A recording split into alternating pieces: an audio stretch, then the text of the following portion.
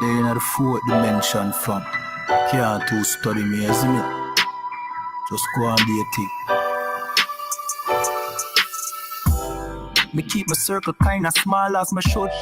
We firm like the China wild dog, my good. Me learn the game of Minecraft. Them say dog, oh nobody can see you, none a call from with you. You see me when you see me, you see me. Right I know we not the pan the gimmicks me a. Coffee for me can nobody not give we no to me. Yo sky the limit dog. If you no like weed then go suck your mother. Me no give a fuck neither. One day sit out with team, yeah what them me rather. Try no mess with my brother. You no like weed then I suck your mother. We no give a fuck neither. One day sit on me team, yeah what them me rather.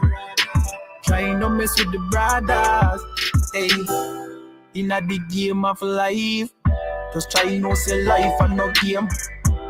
Me get gain from the pain, and that's why you see me a stain at the flame. Hey, oh you mean if me change this? I know the youth we used to play in the lane, at the big man list with the name and the fame. A lucky thing we nah no stain for we name. Hey, the pussy them stay for we name. This I.S.U.P.K. We have the place away.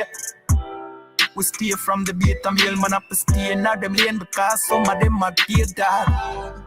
Oh gosh, what a shame. Me and my dog, them say we straight like a plane. Man a kill a charge, me say just the way we train. And any boy this no cause no blame. If you no like weed, then go suck your mother. Me no give a fuck neither. One day sit on me team, yeah what them me rather. Try not trouble my brother. You no like weed, then I suck your mother. We no give a fuck neither. One day sit on with team, you what them rather. Try no mess with the brothers. Hey, me keep my circle kinda small as my should. We firm like the China wild dog, my good. Me learn the game of Minecraft. Them say dog, oh nobody can see you, none at all from with you. You see me when you see me, you see me. Right now we not depend the gimmicks we are. Unfulfilled we can't nobody not give we no stimmy. Yo sky the limits dog. If you no like weed then go suck your mother. We no give a fuck neither. One day sit out with team, you what that we rather. Try not trouble my brother. You no like weed then I suck your mother. We no give a fuck neither. One day sit out the team, you what them rather. Try no mess with the brothers.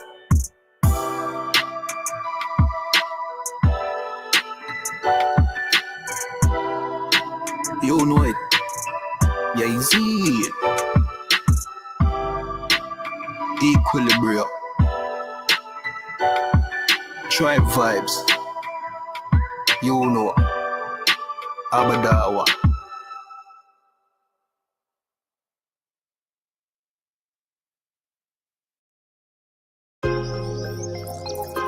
Yo. What about the bomber clot to them boy, man? Bad mind never kill them. Suffocate to no pussy. Yo, status. Tell some boys we don't chat us. Anyway, my dogs go in on the street, them bad. Gun talking up with jeans member. If any somebody ever treat them bad, send the pussy them but meet them God. Louis V kicks on we feed them bad. Catch a new drip, dog, they beat them bad. Look how we just come and we a beat them bad. You know sister we them that. Hey, but anyway though, this a no playground. The Glock 19, they have to stay round. Nah take no check with me payroll. Anything rise up, play down. Them a send check but they won't. Talk we make it step if they don't. But at the same old, said them want smoke but the grab a ton flame out. A couple gyal a come through. Gyal a WhatsApp what she gonna come to. She a give me tap and she swallow some juice. Gyal a suck cock till me Jonathan blow. Bentley van a come through. Convert to the drop top still have a sunroof. The dog them roll strap you one proof. Alright, gonna move. Anyway me dogs go in the street them bad. Gun talking with jeans member.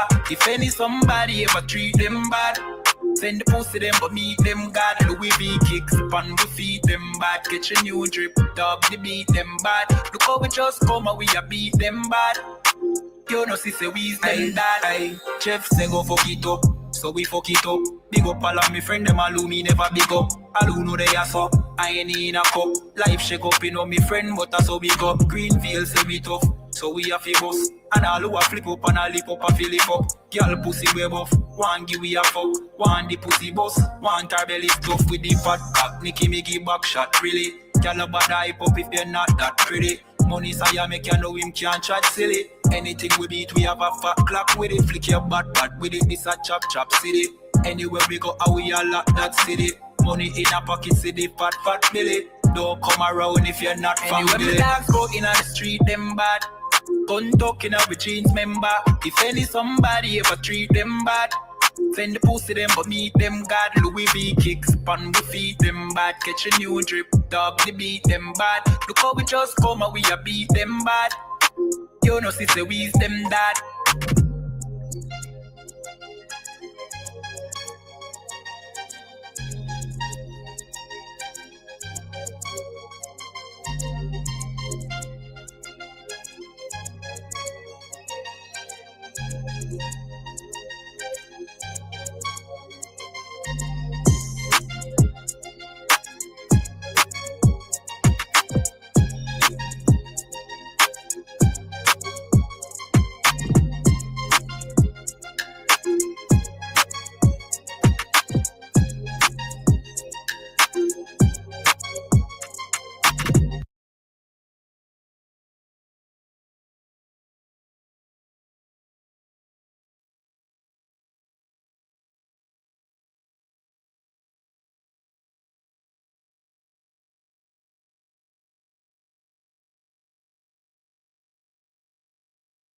Check. Check.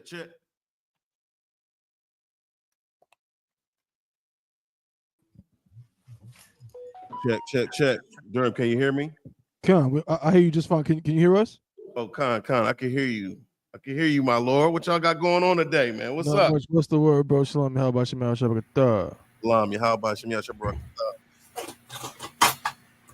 I guess we can get the class started there. Okay. I mean, if you want, I could play another joint if you want to do one more pause.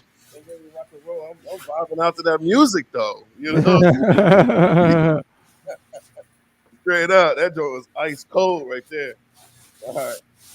Shalom. Yahweh Bashim Yahushua Barakatah. Brothers, Yahweh Shamar Alatah Bashim Yahushua. All my sisters and priest and officer Bon Kayal. Opening up the class for Captain of 13,009 Thought. This is the Israelite School of Universal Practical Knowledge. Started out of 1 West 125th Street, Harlem, New York, under Commanding General YAHANNA. And what we do in the Israelite School of Universal Practical Knowledge is teach the truth of the Bible to so-called Blacks, Hispanics, and Native Indians. All right. So if you're tuning in tonight, you ain't never seen, brothers speak with such fervor about God and about Christ and about the Bible and about Black peoples as a whole. You in the right place. All right.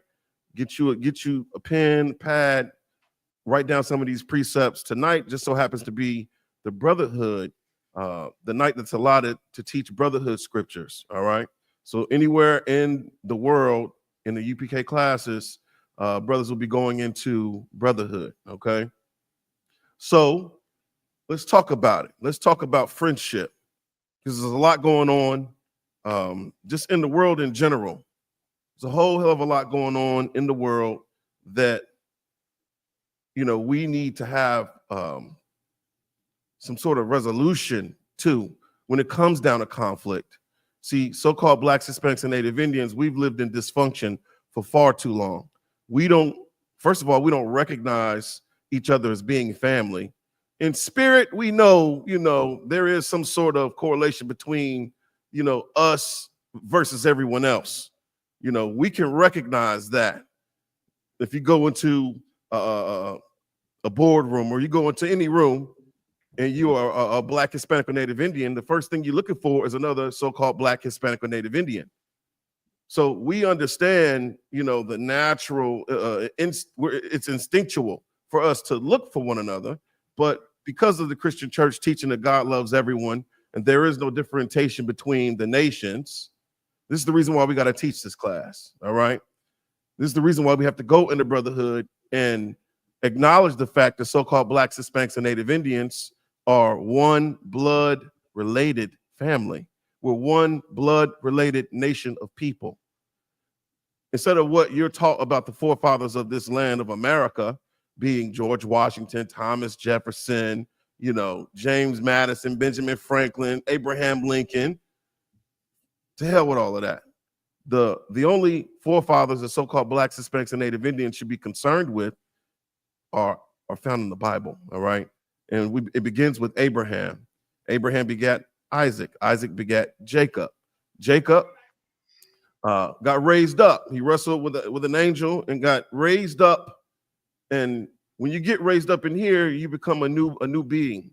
You earn a name, okay? His name was changed to Israel, all right? So it's very, very important that we understand that. We understand our pedigree, our genealogy. You don't got to go to defunct 23andMe to figure out who you are, because all they're going to do is point you in the direction of Africa, all right? And if you're a so-called black man, a so-called Negro, you know that we are not the same as the African in spirit nor in truth, all right? So it's a separate group of people, all right? You got to come in here in the I.S.U.P.K under Commanding General YAHANNA to figure out what your pedigree is, because you won't know it in the Christian church. You won't know it if you're raised in, if you're educated in Esau's school system. They said the so-called Negro is what? What do they say the so-called Negro is? Who we got in the class today? Who y'all got there in Durham today? We got Officer 1000 Mahayar, Officer 1000 Yanazar, Officer 1000 Dabawan in the house. The thousands is in here. Most times. We G'd up. You know what I'm saying? I'm so proud of my brothers, man. In the spirit of Christ, you brothers earn that rank, man. You've been putting in work for a very, very long time. And it's an honorable thing. It's an honor for me to be able to serve beside you, brothers, man. Yeah, right. So, with that being said, who else we got in here? We got Bahamas in the house. Officer Kashkar in the building. Yeah. Shout out to them. You know what I'm saying? Y'all show me how Shai Barakatah. Hey, Shalom. What's going on with you, my lord? Everything is still up, sir. Yeah. Look at that warrior right there. Just hey, he did that. I ain't gonna say he made it look easy, but he did that. For those of you that was out there at the trials, you know what I'm saying? Shout out to all the Hebrew Academy graduates of the class of 2025. I learned something new. I'm ashamed to say this, but it is what it is. I had to call Captain Akkad to get clarification on a few things, but it was released today for the record. All right. For those of you that do not know, all right. Should I share it with him, Thumber One? Please, Babu Shah. Okay, so when it comes down to the Hebrew Academy, it's a very honorable thing. You are in the military side of this school, okay? And it's a tremendous honor to the Hebrew Academy. I am a graduate of 2018, and I was ashamed that I did not know what our theme was, because I was too busy trying to survive. But so starting with from 2012, the theme for the class of 2012 is no cowards. All right. The theme for the class of 2014 is corpse over a coward. And all this is coming from Captain Akkad. Okay. The theme for 2016's class was brotherhood is a weapon. My class, my alma mater, Salakia. Yeah, class of 2018, one west till they bury me. Come on. One west till they bury me, Tabawan. Y'all, Salakia, I think that's the best one right there. Hey, it is what it is. You know what I'm saying? Salakia. Class of 2022, we know, was for the blood of my brothers. That was the theme. And this year's theme, yep, for the class of 2025, obviously, was resurrection, or is resurrection. Okay. So put that in your tank, man. Yeah, for the record. Yeah, I'm right. Most of Christ. So I wanted to talk about friendship. Salakia. Oh, go ahead, brother. My bad, real quick, y'all, because we was introducing everybody. Just want to say also we got Trinidad and Tobago in the house. You know what I'm saying? Salakia. Right. And we got, you know what I'm saying, that excellent music you was hearing at the beginning of the class. We got the man himself. You know what I'm saying? Officer 500 Kayawan in the building. Hey, that's his new song. That joint goes so crazy. I'm trying to tell you. Sir. Shalom. You're thumb. You're kind, sir. Big up yourself. Shalom. Fire. With the visuals too. I was like, oh man, is that Gucci? Oh, he here getting down. Nah, sir. It was AI. Nah. You made it look real. You know, mostly on Christ, sir. But for sure, you know, man, this is crazy, man, to be in this body, man. With so many brothers that have so many different abilities, you know, the garments. I'm still amazed at the quality of the garments this year at the Passover. Give the Passover a hand, straight up. Those garments were glorious, you know, and those garments are what set us apart from every other fake Israelite group, the Christian church. We look otherworldly when we step on the scene in those garments. I know Atlanta was just like, who in the hell are these Negroes coming into the Marriott of all places? You know what I'm saying? So that we could serve the Lord. But besides that, let's get into the topic for tonight, which is brotherhood, but I wanted to talk about friendship. All right. So let's go to the book of Ecclesiasticus, chapter 6. Ecclesiasticus, the 6th chapter. And we can start at verse 1. We're going to get it. Do I have a reader in the midst? All these thousands, all these 5,000s in here. Salakia, sir, I got you, my lord. Oh, Most High Christ. Salakia, to the Adwanium. Any of y'all want to take the class? To the Adwanium. I should have led with that. Salakia. Yeah, we do. I think you're the Adwanium. What are you talking about, Bucky? Y'all? Oh, word. Most High Christ. Most High Christ. You know, we do everything in decency and order in here. Okay. Oh, Salakia. You talking about Trinidad. I don't think is Salakia. My bad, Bunky. Yo, you go ahead. I know what you mean. My bad. Pardon me, brother. No, so what? Hey, brotherhood. Hey, I'm telling you, I didn't peep. Nah. Yeah, I'm peeping up. You know, it's so many brothers in here now. You know, right, Con. You just have to start, you know, showing your rank. And you gotta, you know, if Esau military, you know who is who. But you got to be coming around. You know what I'm saying, in order to know what brothers' ranks are. You know what I'm saying? So, Salakia. But if you can, Ecclesiasticus chapter 6, verse 1. Ecclesiasticus chapter 6 and verse 1.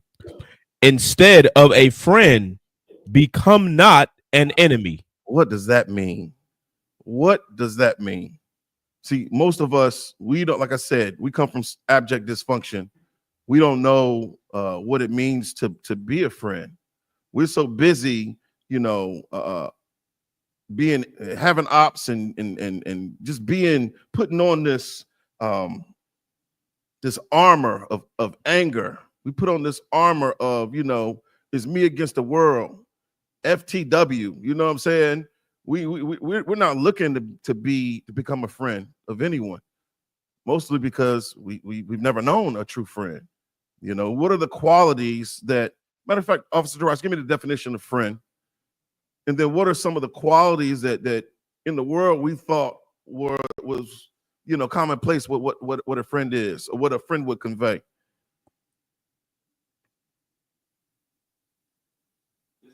Merriam-Webster's definition of friend: one attached to another by affection or esteem. Acquaintance. Okay. One that is not hostile. One that is of the same nation, party, or group. Right. So we go throughout life and we're looking for opposition. You know, we are the direct byproduct of conflict. Most of us grew up in, like I said, abject dysfunction. You know, you didn't see your mother and father get along. Most of us grew up without fathers in the home. So we don't know the bare minimum when it comes down to conflict resolution. We don't know kindness. We don't know empathy. We don't know compassion. Yeah, we don't know restraint, which is primarily the spirit of what's being stated here. Read it again. Not you, Officer Darash. The verse from the top. Ecclesiastes chapter 6, verse 1. Instead of a friend, become not an enemy. How would you do that? What is your mind state? What has to be on the forefront of your thinking when you come around other people? And most of us, you know, we're seeking acceptance. We want to be accepted because we're so used to being rejected. We're so used to being the odd man out. The Bible says that we are a nation that is not desired. So, you know, it's depressing to think of that, to go through life and to be rejected by society. You know, it's a hard thing. Instead of a friend, become not an enemy. What does your mentality have to be? If you're going to, you know, use this scripture. Sir. Go ahead, sir. Your philosophy would be not to offend a brother or sister, first off the bat. Don't be offending anybody, so that way you will not become an enemy to anyone. So Most High in Christ, Officer YAHANNA. So what are some of the things that are commonplace when it comes down to offenses amongst Israel? I'm from the era where, you know, you step on a brother's shoe, you could be unalived. You look too long in the wrong direction. You stare at a brother. Your countenance isn't one of submission. You know, you could be taken up out of here. So what are some things that are commonplace when it comes down to what you're speaking about, Officer YAHANNA? Well, usually, well, like you said, if you step on a brother's shoes, you know, in the club, you know, that's old stuff. You know, that ain't changed in generations. Trust me. But you know, usually it's something that you say. Usually it's the mouth. Right. The mouth would say something to a brother that offends a brother. You might say something about another brother that might offend that brother. You know what I'm saying? You might say something about a sister. You might say something about somebody above you, or right. You know, just in terms of the truth, right? Because this is where the brotherhood is. So we have to understand better what the brotherhood is, because it's something that we have to practice every day.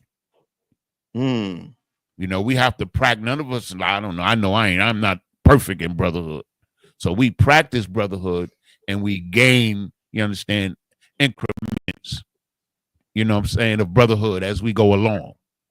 Right. And the best way to do that is not to offend your brother.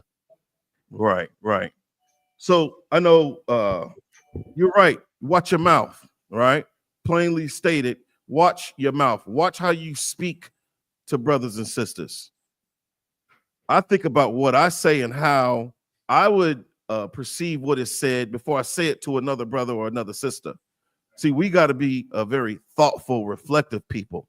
We can't be absent-minded. We can't, you know, overlook those details, because as minute as they are, they absolutely matter.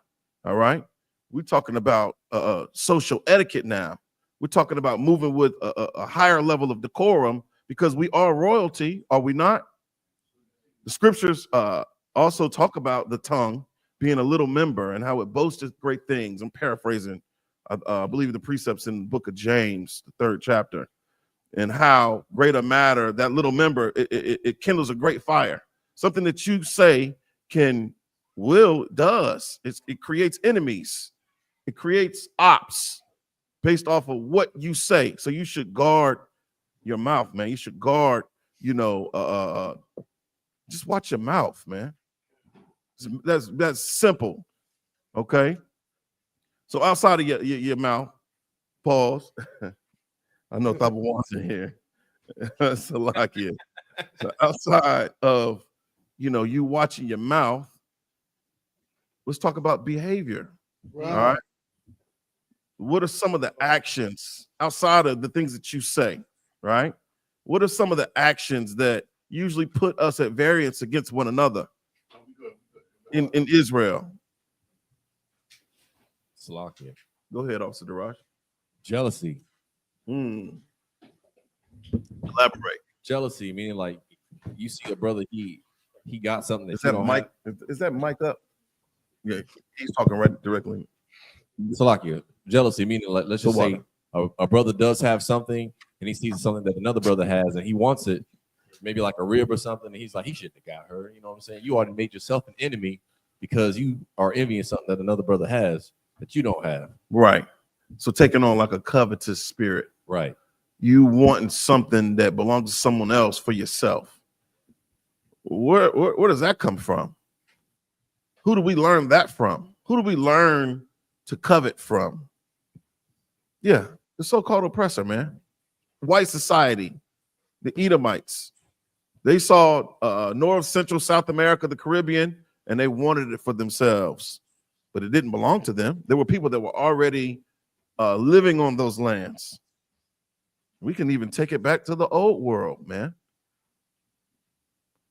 But besides that, yeah, with us in Israel, something as simple as what? That light skin, dark skin thing, that puts us at variance with one another. Why is that? Where do we learn that from? Yeah. My brother said the plantation, pitting light skinned brothers and sisters versus against dark skinned brothers and sisters. The dark skinned brothers and sisters were relegated to field work. They were field hands.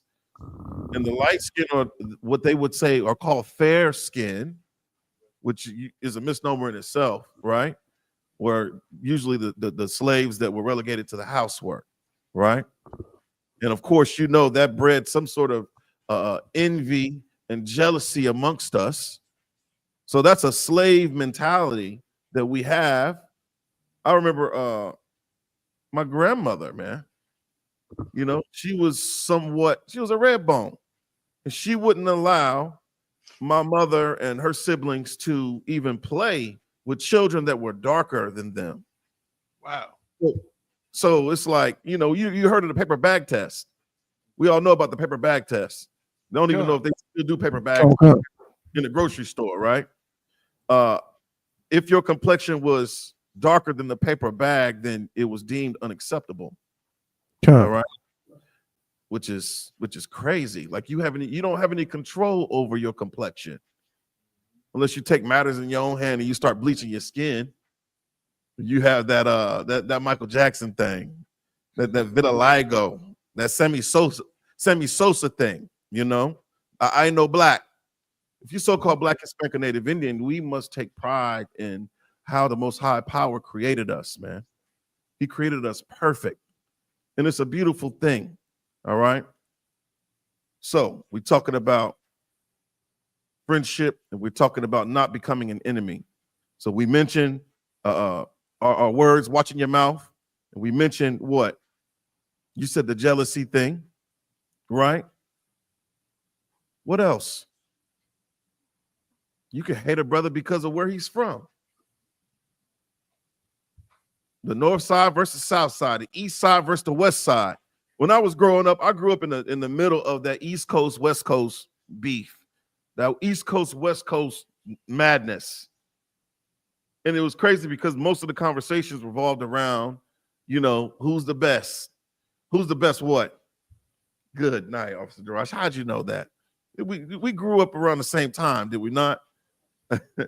Speaking to the mic so they can hear what you just said. Who's the best what? Who's the best rapper? And what the hell is that anyway?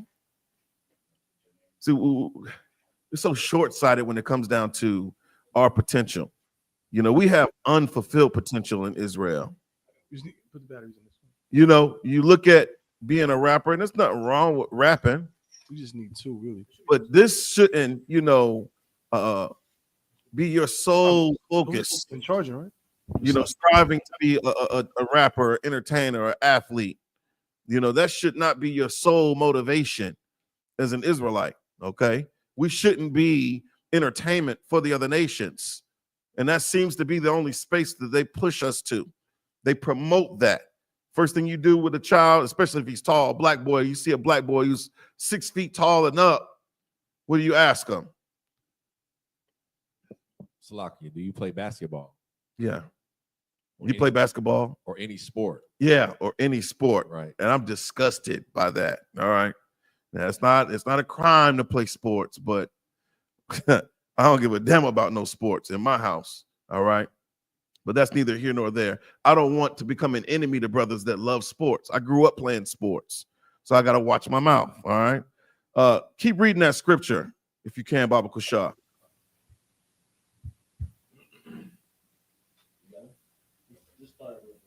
Darash, take it over. So like we got Hawan. He about to read it. No, you, okay. Most Sure. I got Darash. Up to you, Buck, yo. Do what now? No, so like I was saying, Hawan is ready, but if you want Darash, you got it. Yeah. Darash is right here in the room. Yeah, we can let Officer Darash read. Most high. Come on. The water. This is the book of Ecclesiastes, chapter 6, verse 1. Instead of a friend, become not an enemy. Right. Become not an enemy. Keep reading. For thereby thou shalt inherit an ill name. Oh, man. You think about an ill name. Your name is everything. We talk about reputation now. What is the reputation of so-called blacks, Hispanics, and Native Indians across the globe? It was a byword and a proverb. That's a curse for us to have inherited an ill name. And how do we get here? How do we get to the point where we've inherited an ill name? We don't have any structure. We don't have any order, or at least we thought we didn't. This is what Christianity does to so-called blacks, Hispanics, and Native Indians. It turns us out into being lawless, because they teach that the law is done away with. And this is the only law that actually matters. When I mean by the law, I'm talking about God's law, statutes, and commandments. All right. These are the things that matter to us. This is the paradigm to life. If you are so-called Negro, Latino, or First Nations people, you have to go to where these laws are being taught. And it's not being taught anywhere else on the earth outside of the Israelite School Universal Practical Knowledge under Commander General YAHANNA. All right. So read that again, Officer Darash. Khan. Instead of a friend, become not an enemy, for thereby thou shalt inherit an ill name. Right. What's an ill name? Why do the Native Indians say that the so-called white man spoke with a forked tongue? He's got an ill name. What is his MO? He's known for rape, robbery, and murder all across the world. He's got an ill name. We say that he's the devil that the Bible speaks of. That ill name he earned because of his lies, because of the deceit. We can't take on the spirit of white society. We have to literally remove ourselves. We got to separate. It is imperative that we remove our spirit from everything we've invested in white society, man. Their culture, their customs, their traditions, we have to reject it. And for most so-called blacks, Hispanics, and Native Indians, that begins with Christianity. All right. The Christian church hasn't stopped so-called blacks and Hispanics from inheriting an ill name. All right. This is the value of what you're doing if you were an officer in the Israelite School Universal Practical Knowledge, if you're a student in this school. See, we're trying to raise our nation up. This is the reason why we say Kwam Yasha'Allah, all right, which is important for our nation to rise from the low state that we're in, man. All right, because we've inherited an ill name, and that's not what being an Israelite is about. We are princes of the power, literally. We're the direct representation of the Most High power to all the other nations that the Lord did not choose. He chose us. He chose so-called blacks, Hispanics, and Native Indians who have been rejected by everyone else. All right? It's very, very important that you learn who you are according to who your father is. All right? Who your father was and who his father was. All right? That's how you establish our pedigree. Okay? Continue reading, Officer Darash. For thereby thou shalt inherit an ill name, Right? shame, Right? and reproach. Ill name, shame, reproach. That sounds like you're talking about so-called blacks, Hispanics, and Native Indians. It's a shame for us to fall from, you know, the royal status that we once had, man. Because we've taken hold of Christianity. We've taken hold of being Americans, identifying as being Dominicans and Puerto Ricans and Haitians and whatever else. We're Israelites, all right? Keep reading. Even so shall a sinner that hath a double tongue. Who was that? We know what a sinner is. That movie, Sinners, is out right now. And I didn't want to make the class about that, but it's really interesting. This is the writer of Sinners. He's the one that wrote Black Panther, yada, yada, yada. But you can look and you can see the parallels between the actions of the characters in that movie. And what does the Bible say about sin? Sin is transgression of the law. What law? We're not talking man's law. We're talking God's laws, the Most High Power's laws. All right? And there's a lot of adultery. You got a lot of stealing going on in there. You know, anything, when you think about sin, it was portrayed in that movie, man. People practicing in witchcraft and the voodoo and the hoodoo, even so much so with the miscegenation or the interracial marriage was showcased in this movie, man.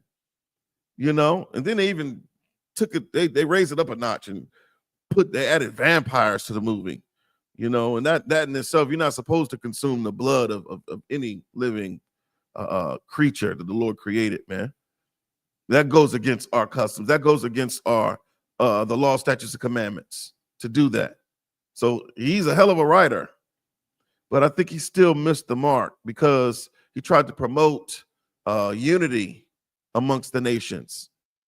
And I really found it interesting that when the so-called enemy showed up, so-called white folks showed up, that's when all the trouble began. That's when all the trouble started. Okay, but that's neither here nor there. That's art. That's fantasy. All right. But art has a way of imitating life. And if you so-called Black, Hispanic, and Native Indian, you have to recognize what sin is. All right. Tomorrow night is the biblical law class. Okay. Make sure that you tune in because brothers is going to be going into the law. Okay. So what does it mean to have a double tongue? What does it mean to have a double tongue? We talked about, which is spiritual. We talked about the so-called white man and what the Native Indian said he spoke with. What type of a tongue? A forked tongue, like a serpent. He spoke with a forked tongue like a goddamn snake, man. You cannot speak with a forked tongue. It's got to be yay or nay in here, all right? Keep reading. Verse 2. Extol not thyself in the counsel of thine own heart. How do we extol? Give me the definition of extol. What does that mean? I know I got Officer Thabawan in here, man. He's a wordsmith. What does extol mean, Officer Darash? This is the Merriam-Webster's definition of extol: to praise highly.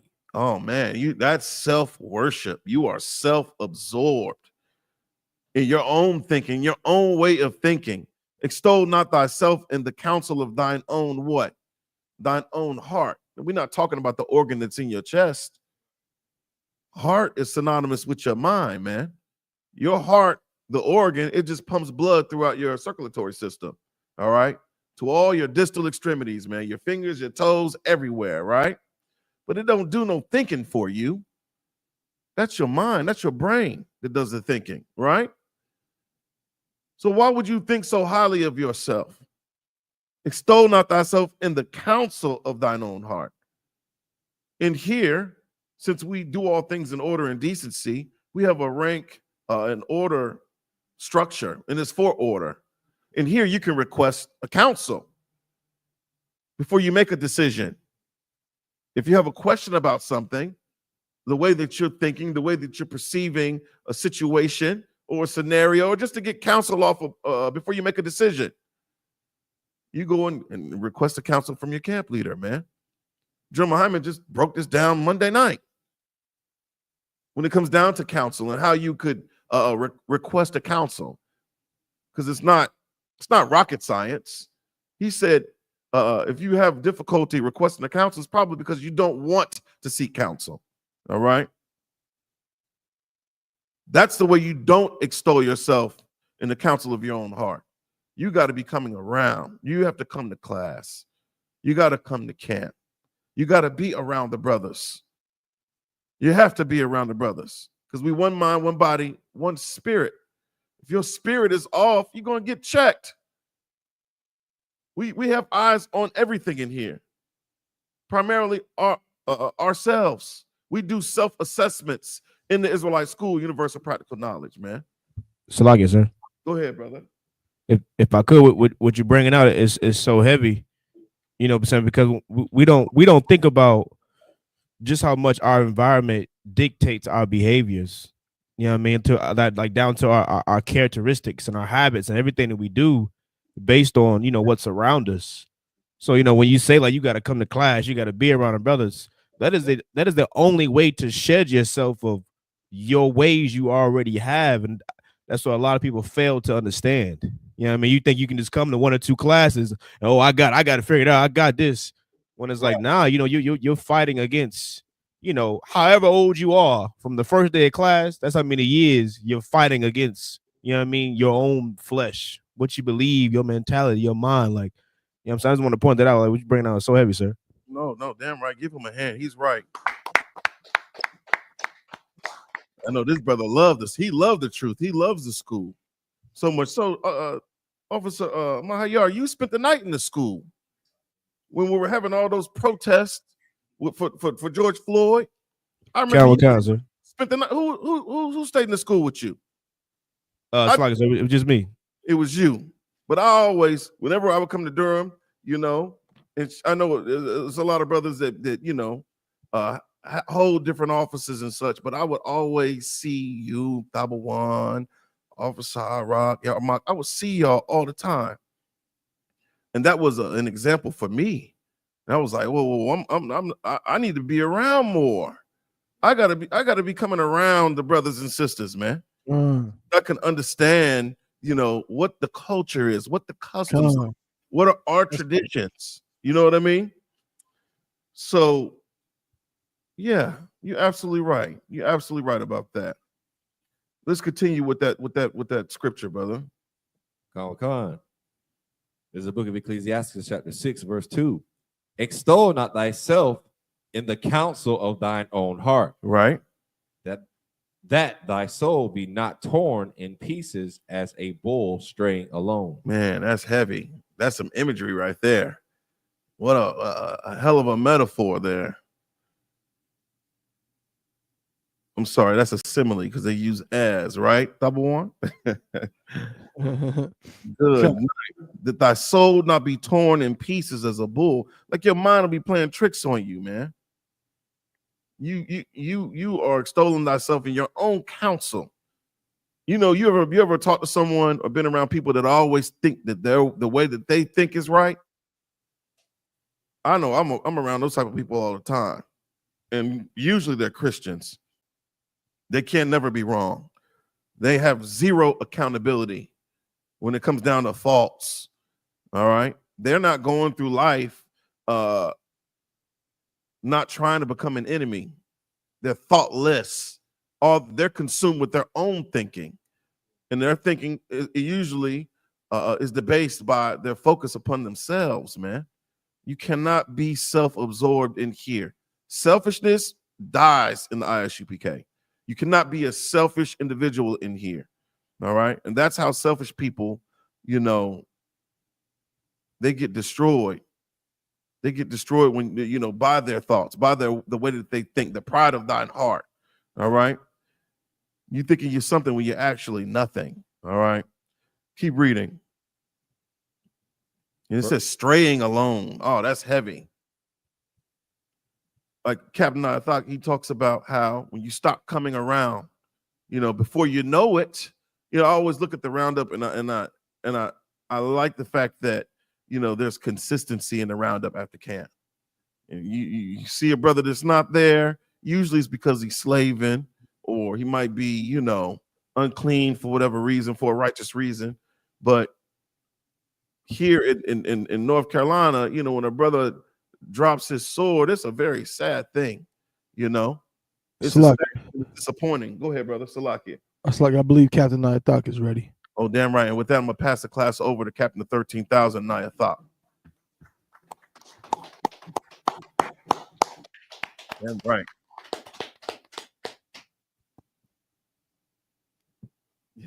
Yeah. Shalom, Yeshua. Shalom, Yeshua. How y'all doing? Tawab Adawan. How you? I'm good. Can't complain. Can't complain at all. I hear a lot of people complaining, but I can't complain. You know what I mean? You know what I mean? Like we have to understand, you know what I mean, what Commander YAHANNA built here is something that is, you know what I mean, that one is amazing. Two is, you know what I mean, it's under Christ. You know what I mean? And that is very important. You know what I mean? And if you're willing to give that up, if you're willing to give your seat up, oh well, there's another brother right behind you, another sister right behind to fill that gap. Damn right. You understand? Remember, the Lord, how to put it? The Lord don't owe us anything. You understand? The Lord, what did the Lord tell Moses? You remember what the Lord told Moses? Salakia, sir. The mountain. Who could pull the precept I'm talking about? You remember what the Most High told Moses?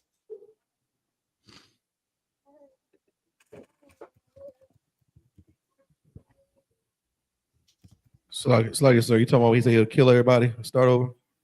Yeah. What did he tell Moses? Salakia, sir. If I could, he told him, you know, if he didn't want to do it, he raise up the rocks to do it. Yeah. Which then, you know, the Lord what? He don't need us, sir. Yeah, he don't, you know what I mean? He don't. You understand? He don't. Somebody can pull it for me?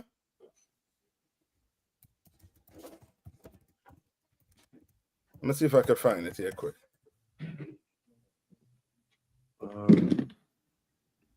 Go to Exodus, I think it's 32 and 10. See if it's around the Exodus 32 and 10. Come on, the book of Exodus, chapter 32, verse 10. Now, therefore, let me alone, that my wrath may wax hot against them. That my what? That my wrath may wax hot against them. Yeah, those Christians who like to say what? God is all love. He's saying what? That my wrath may wax hot against them. Yes, the Lord have, you know what I mean, you have emotions, right? You have all type of emotions. Well, the Lord, he has some too. It's just that, you know what I mean, his own is more righteous. You understand? His own is, you know what I mean, like it's called for. When you make a people, you give them this entire earth. You give them rules to follow and they disobey every one of them. You understand? Right? Read on. And that I may consume them. And that I will may what? And that I may consume them. Lord, don't play. Read on. And I will make of thee a great nation. And I will make it of thee a what? A great nation. And who is he talking to? Salakia, Moses, sir. Yes. Tell Moses, I'll make a nation out of you. Why? Because Moses was what? Obedient to what the Lord was saying, telling him to do. Right? Read on. Verse 11. Mm-hmm. And Moses besought the Lord his God and said, Lord, why doth thy wrath wax hot against thy people? So Moses asking a valid question. Asking a valid question. Like, why are you angry with your people? This is your people. Read on. Salakia, sir, I got it from here. Mm-hmm. Which thou hast brought forth out of the land of Egypt with great power Mm-hmm. and with a mighty hand. Right. Now, and this goes to show that, you know what I mean, Israel God is a what? He is a what? Israel God is a what? Sir, Come on. he's a jealous guy. Jealous. I'll take that. But you realize there is a what going on here? What's going on here? Between Moses and the Lord. What is going on here? Salakia. Come on. Try that. You can say for me, sir, this a conversation, which means our God is a living power, sir. That's what I need. Yeah. You can't go, you know what I mean, to that rock in Mecca and have a conversation. Now, if you tell me you hearing a voice, that means you need to go see a doctor. You understand? Coming from that rock. You need to go see a doctor immediately. Right? You can't tell me that you in the temple are rats. And you know what I mean? You know what I mean? Splinter is your God. Talking to you, having a conversation with you. That ain't real. But Moses is having a conversation with the Lord. Now read on. Verse 12. Wherefore should the Egyptians speak and say, for mischief did he bring them out, to slay them in the mountains. Right. Understand? And like so many of us, you know what I mean, we don't understand that the Lord, you know what I mean, you talk to him the right way, you come to him the right way, he will, you know what I mean, he will definitely, you know what I mean, try to look out for you. You come to the Lord the right way, in the most humble way possible, in the most sincere way possible. And when I say sincere, meaning what? When I say humble, what am I trying to say? You have to be in what? The right spirit.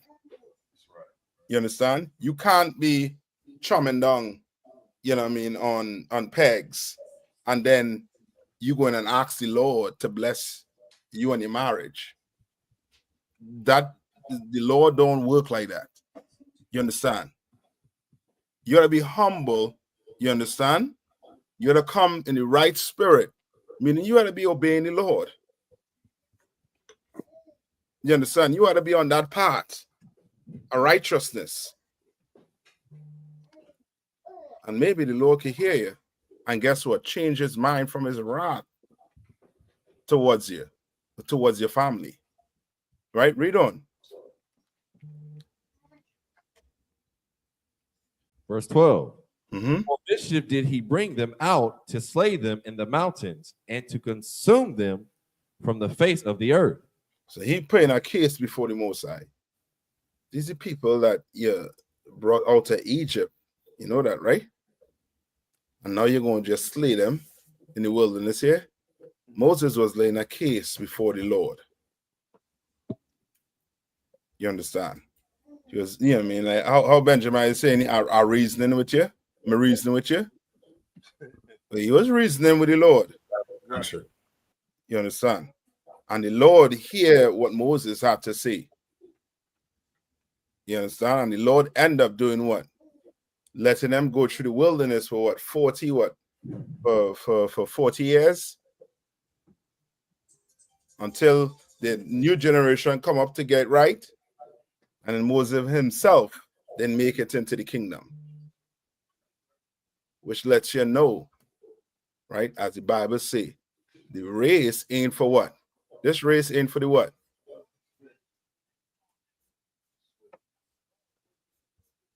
This race you're running is not for the what? So like I said, the swift. Yeah. This race ain't for the swiftest. All right.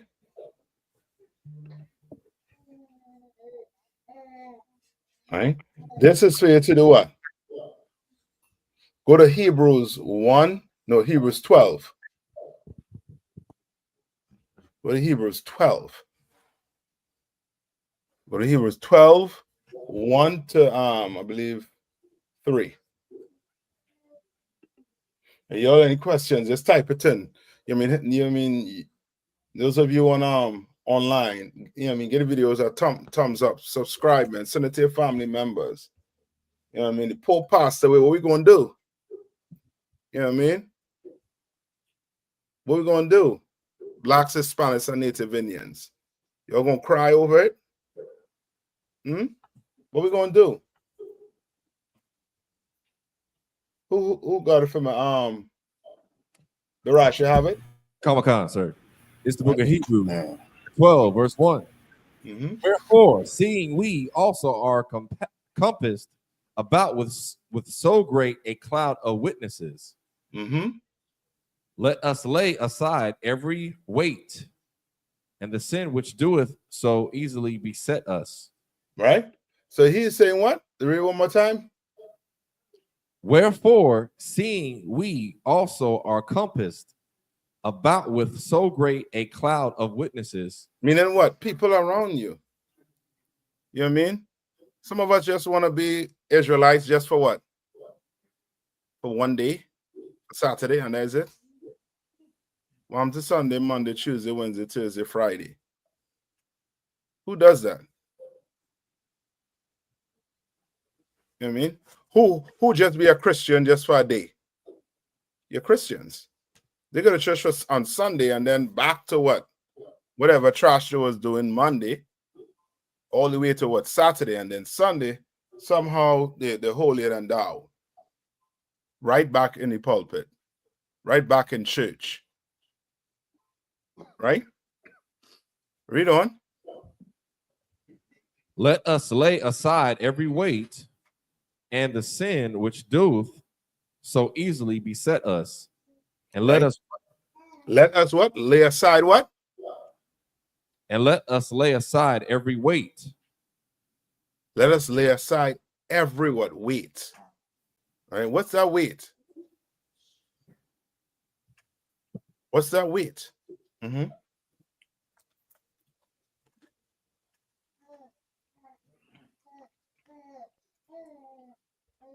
It's like it, sir. Come on. Would that weight be, anything that's holding you back from serving the Lord? Yeah. You know what I mean? You know much time Satan come to you and tell you, you know what I mean, you have it rough today, you know what I mean, don't go to camp, don't go to class. You need to take a rest.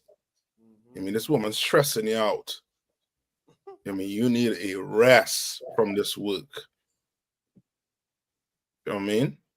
Or you in the world, when I say you in the world, you in your world, and you thinking, you know what? I could take a break to go do what I need to do. You know what I mean?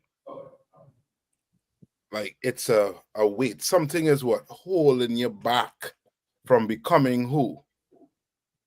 From becoming one West. I mean, this goes for what? Brothers and sisters likewise. I mean, don't think you could just sit on the fence. Don't think you could just, have a toe or, 2 feet over the fence. And you watching brothers working and you convincing yourself you're in the truth.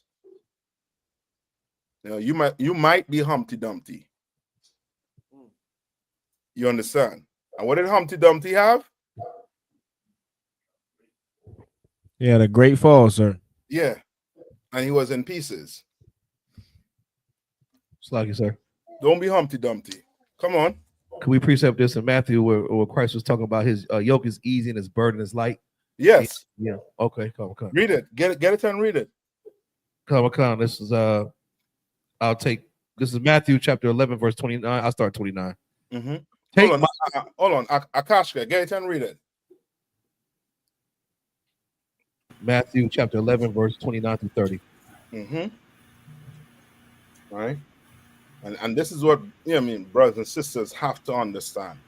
You come in here, don't think, okay, there's a switch on your back, or somewhere on your body where you can just flick on and flick off. Life is not like that. Most of you who play sport, you all know you don't just prepare for the game the day of. You had to train your body so that when you do go out on that field, you understand, it ain't just what you learned the day before. It don't work like that. You have to train your body. You have to train your mind. You're going to have to. You're going to have to be in these classes. You're going to have to be at camp. You're going to have to be at that food drive. You're going to have to be in the what? We're going to have to be in. So like you, sir. Mm-hmm. In the work. Yeah, you're going to be in the work. That's as simple as you can put it, right? You're going to be in the work. You're saying you're in the truth. But no brother could see it. No sister. Where is? You're under the mat. You're under the table. Where is? No, you better be out there on some podium, on some TikTok, on something doing what? Working. Don't tell me you had to be at some slavery, right? Because then what are you telling me? You telling me that what? You willing to give what? Esau all them hours? You can't get the Lord 5 minutes on TikTok? 5 minutes on YouTube? Who you fooling? And then when they get checked on it, you're ready to argue and fight. You're arguing and fighting for. We're getting angry for. When a man go above you, or nobody picking up the phone or call you and find out what's going on, we're getting angry for. People, your brothers working. How do you take care of your problems in here? This is something you all should know. How do you take care of your problems in here? Come on. But by taking it to counsel? You could say yes. I'm talking about your problem, meaning this ain't nobody offended you. Oh, Salaki, sir, by just being around the brotherhood, sir. Salaki. I'll take that, but there's gonna be a little more you're gonna have to do. Salaki, sir. I mean, go ahead. Mm-hmm. Bahamas. Sir, yeah, take on the burdens of your brothers. That's it. Now you take care of your problem. You want to know how to get rid of that weight? You quick up the phone and see what your brother need. And maybe your weight will look like a flicking feather compared to his problems. You understand? Just maybe. Right? You're going through life hard. You're going through it.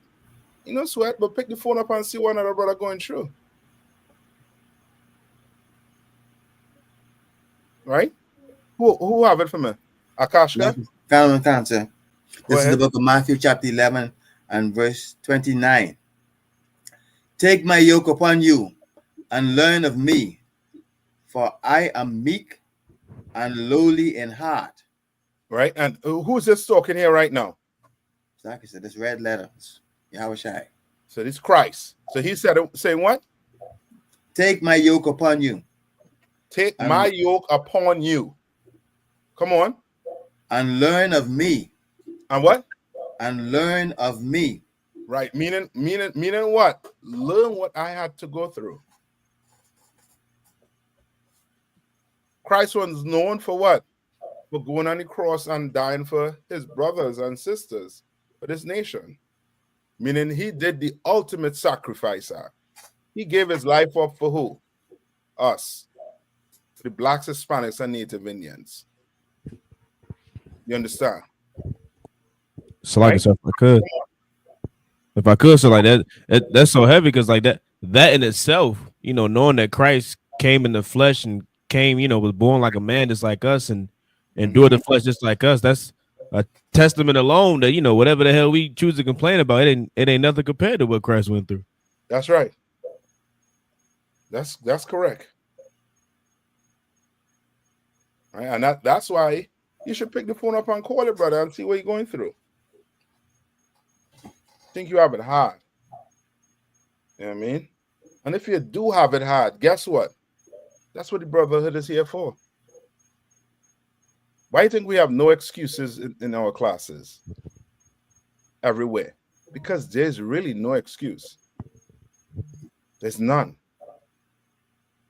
Salaki, sir. Come on. I was wondering if this precept also goes along with what we were just speaking about. It's Hebrews chapter 12, verse 9. Hold on. Give me 1 minute. Akash, you finish? Sir. Come on. For I am meek and lowly in heart, and ye shall find rest unto your souls. And you shall find what? Rest unto your souls. Because you're going to realize what you taking on and what Christ took on. You can't compare it. Ain't no comparison. You understand? You could imagine you asking your brothers to come pray with you. You know what I mean? To beg the Lord to have mercy on you. And they are asleep and you sweating bricks, talking to the Most High. Like knowing that you had to go through, you know what I mean, one of the most horrific death in them timing. Right? Who has his on the van? Look up that crucifixion. So like it says, also one more verse. Come on. Come on, so. For my yoke is easy and my burden is light. So you know, my yoke is what? Easy and my burden is light. And my burden is light, Negro. Light. You have no excuse. You want to be on the internet trying to do what? Trying to come up against what Commander YAHANNA built? Negro, you're weak. You are weak. And you're right where you're supposed to be. Outside. Outside. You understand? We don't harbor that type of vibe, that type of spirit in here. Just like Christ didn't do it. You know harbor that type of vibe, that type of spirit in here. Judas at the end had to do what? What did Judas do at the end? Because of guilt. What he did? It's like you, sir. Come on. He unalived himself. Yeah. Yeah. Like most of you all. You understand? Better watch what you all doing and what you're saying. Because when that guilt come for you, when that demon come for you, ain't no brother gonna be around to help you. You understand? It gonna be you, that bottle, and that nozzle. You understand? Or that rope, or whatever. Because you don't turn your back on what Christ built and what the Most High set up. You know, turn your back on it. And now you're trying to devise a way to bring this brotherhood down. Negro, go smoke some weed, man. Go get high. Better you go do that. You understand? Better you go do that than try to do what you think you're trying to do. Right? Most of us don't know what loyalty is until you came into the truth.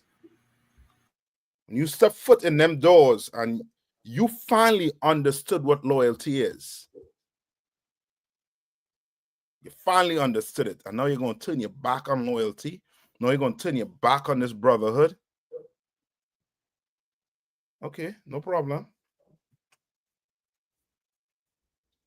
No problem. Judas tried it. He tried. And he died in the process. I know some of us think we better than you know what I mean? When we read the Bible, somehow we trying to put ourselves in with the good with the how to put it, with the heroes. You know, so some of us be like some of them be like what I'm King David. Nobody wants to be the brother at the well. You know what I mean? Where everybody just crossing over. Remember the brother, not at the well, but at the I forget the is it the lake? So like you said, the pool of Bethesda. Yeah, that pool. Gotcha. Nobody want to be that brother that was on the ground. Nobody don't say I was that brother in the past. Nobody want to be that. Nobody want to be Judas. But you're acting like Judas. You understand? You're acting like him. Judas was what? Was Judas loyal? Yeah, he wasn't loyal. Judas wasn't loyal. Judas was a disloyal, dishonorable disciple. How they say when you leave ISO military, when you got dishonorable discharge. You understand? Because your conduct was, I mean, not of becoming of a U.S. soldier. Okay. You understand? If you want to leave in peace, man. Leave in peace. Or the Lord could have you in pieces. You understand? You could be Humpty Dumpty in real life. You know that. That goes for you. That goes for me too. You understand? Don't think for one day. You understand? That you don't make it. There's work to be done. You understand? You better get in it and get grimy, get dirty, get all the way in it.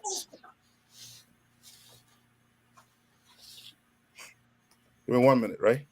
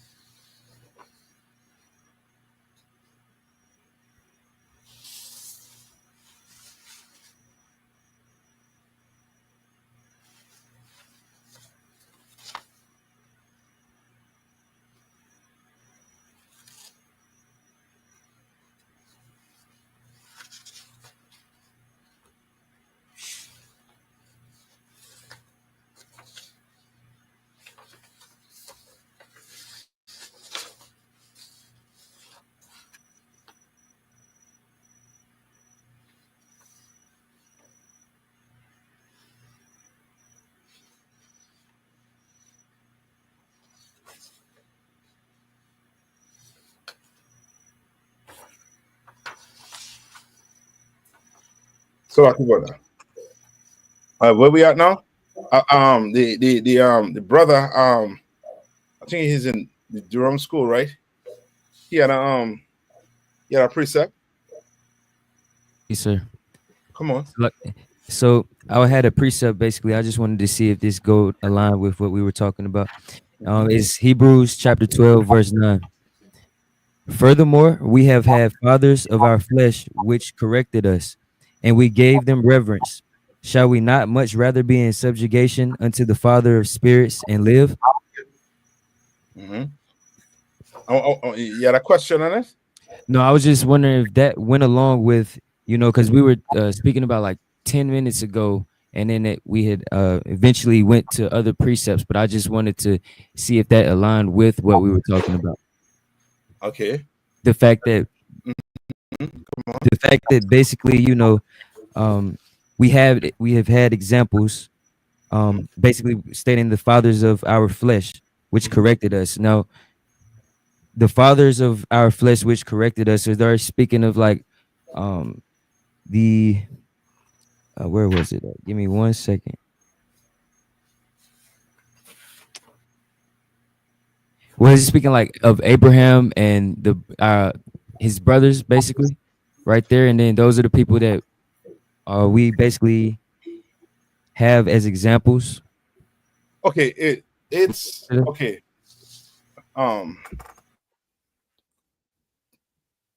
It's okay. It's like us today, right?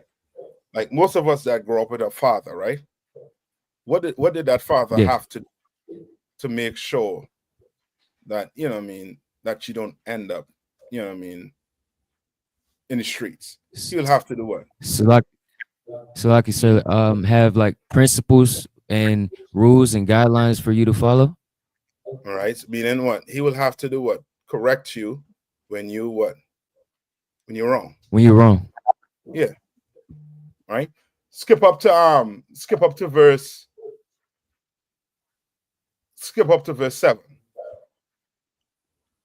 Okay. Hebrews chapter 12, verse 7. If ye endure chastising, God dealeth with you as with sons. Right. If For you what endure what? Say that again. If ye endure what? Endure what? If you endure chastising. Right. Chastising. What does that mean? So like you said, I don't have an answer for that. I gotta look it up. Come on. Who want to look it up?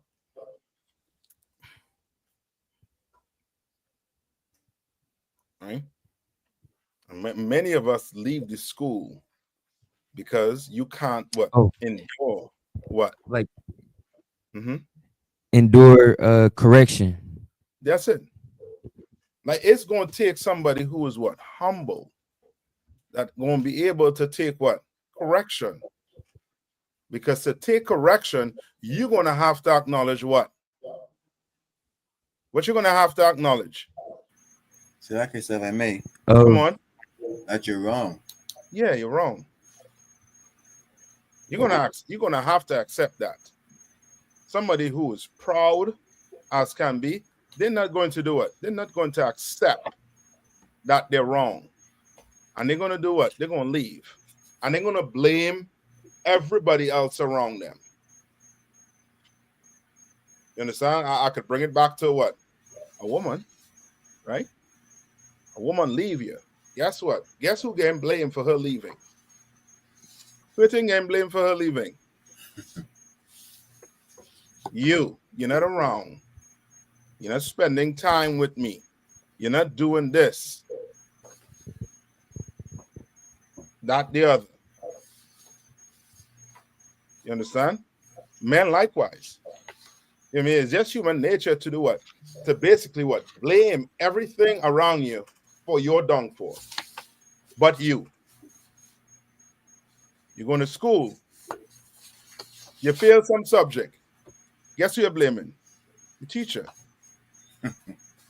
You're blaming the teacher. He's not a good teacher. Okay, ain't no sweat. But she's not a good teacher. Ain't no sweat. How much time are you spending on your work? Huh? When last you open your book? Huh?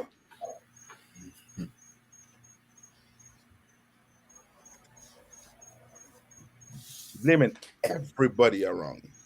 You can't take correction. You can't. So now read on. Hebrews, so like I said, Hebrews 12, chapter 8. Verse 8. No. Go back up to 7. Go back up. Okay. Mm-hmm. If ye endure chastening, God dealeth with you as with sons. Right. For God deal it with you as with sons. God gonna deal with you as with what? With sons. You understand? Meaning the law going what? What's the law going to do? the Lord's gonna correct you as he would his sons. Yes. So meaning what? He gonna be with you nonetheless. You understand? He gonna correct you. And once you take that correction, he gonna what? Reward you. You understand? So like I said. Come on. For what son is he whom the father chastiseth not? Yeah. Well, what son? You name me a father who will just watch his son just do whatever, and then say at the end of the day that that's my boy, I love him. You ain't a father. You shouldn't be a father. You shouldn't be in charge of that boy or that girl. You understand? That's like a father watching a child play with matches on the stove, and just what? Wink an eye or turn his back on it. Instead of saying, yo, stop playing with matches. Stop it. Get out of the kitchen or sit down. You understand? A father will have to do what? Correct that child. Right? Read on. But if ye be without chastisement. But if ye be without what? Chastisement. It's like you simple Negroes that leave the school because you don't want to get chastised for the evil and wrong you're doing. You don't want to take correction. But if you what? But if ye be without chastisement, whereof all partakers, then are ye bastards and Then not are you what? sons. Then are ye bastards and not sons. You're a bastard if you leave the school out. You're a bastard. You can't take correction. Your sister, you can't take correction. Your brother, you can't take correction. You shouldn't be doing that on the internet. Come do this. This is the proper way to do it. You don't want nobody tell you how to do anything. Ain't no sweat. You don't need to be in here. You're a bastard. Read on. Hebrews chapter 12, verse 9. No, you don't. If you're a bastard, what does that mean? And then are ye bastards and not sons. And not what? And not sons. You're not sons, you're not daughters. You're not. You understand? Read on. Verse 9, chapter 12, Hebrews. Furthermore, we have had fathers of our flesh which corrected us, and we gave them reverence. And we gave them what? We gave reverence. them reverence. Yeah, I mean, you're a young boy growing up and your father correcting you. You think he just being a D-head. He correcting you. He love you. He tell you to go hang with these boys and them who run in the streets. Why? Because he love you. You understand? You his daughter. He tell you, you know what I mean, put on some proper clothes when you go out. He love you, woman. Don't go hang with this sister here or this woman here. Don't do it. Because she's in the streets. He love you. And it's only when you get of age, then you realize, oh man, my parents really love me. And when you get of age, meaning when you're not in the school, before you even come into the school, you have some type of knowledge knowing that your parents, they love you based off of what? What you base it off of? Salaki, sir, the fact that they gave birth to you? Salakia, sir. Come on. All the good things that they did. I mean, the good memories that you have. Okay, not so much memories. Meaning, okay, you all you giving me it from the position you're in right now. Salakia, sir. Come on. From the lessons and the discipline that they gave you. Mm-hmm. You know, but what make it okay? What made it known to you? I because talk visually. Sluggy, sir. Come on. That if they didn't correct me when I was wrong, then how could they show me that they love me, sir? Sluggy. As in, Now, I don't know if I asked a correct question. Come on. Salakia. Experience in a life, sir. When you grow up and you see the things them where them been a correct upon, and you say that was what my parents that try to tell me, you know. Slack. if I could, sir, could you repeat the question, sir? Okay. You as a grown person, right? Right. Remember, before you come into the truth, right? The way you look at your parents is really different now than when you're in. Right? But in the world, you know what I mean, you would have some type of knowledge saying, you know what, my parents, you know what I mean, if my father was not wrong, my mother and father was not wrong, boy, you know what I mean, life could have been real different. Sir. Now, why would you say that? Based off of what? So like I say for me. Zion, come on. So like I say, due to the things that they suffer. Zion is the closest. So like I say, come on. So like I say, if I may, is it that you could watch others? When I say others, like you'll be watching the way your father raised you, and then watching, like, for example, the neighbors cheering, or whatever the case might be. Get it, give him a hand. Zion got it too. That's it. No, you know what I mean, without the truth, that's how you know what I mean, you gauge certain things. And you gauge that your parents love you based off of, man, if my father was not wrong, I could have been like this boy right here. I could end up, you know what I mean, or you know what I mean, a woman looking back at it and say I could end up like this sister right here. Like you could clearly, you know what I mean, you could see, you know what I mean, certain things with a man being in the home, the father being in the home, but the father correcting you, and now you see in your friends and them how they grow up around you, who you went to school with, and now you're like, man. Then you realize you were a dummy. You were the dummy, right? And he was the smart man. He was the smart one. You understand? Who was trying to save you from destroying your life. So now you do what? So he's saying what? You give them what? Reverence, right? So now read on from after reverence. Slaki, sir, shall we not much rather be in subjugation unto the Father of spirits and live? Hold on. So now your father in the world, he correct you, right? So now you ain't gonna come into the school. You're gonna come into this school now and see men who righteous, who give their life up ark to make sure me and you understand, able to live.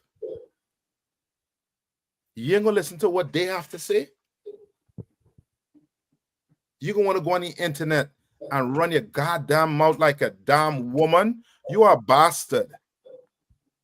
And the Lord gonna deal with you on it. You are a bastard. You understand? The Lord is going to deal with you on it. You could see that your parents in the world, they tried, and you give them reverence. And now you come into the truth, you will give them a chance by the Lord to come in here and get right. And then you leave, and then you want to kick the door in when you know what I mean, kick the door down. when you leave, ain't no sweat. Ain't no sweat. The Lord knows how to deal with that, right?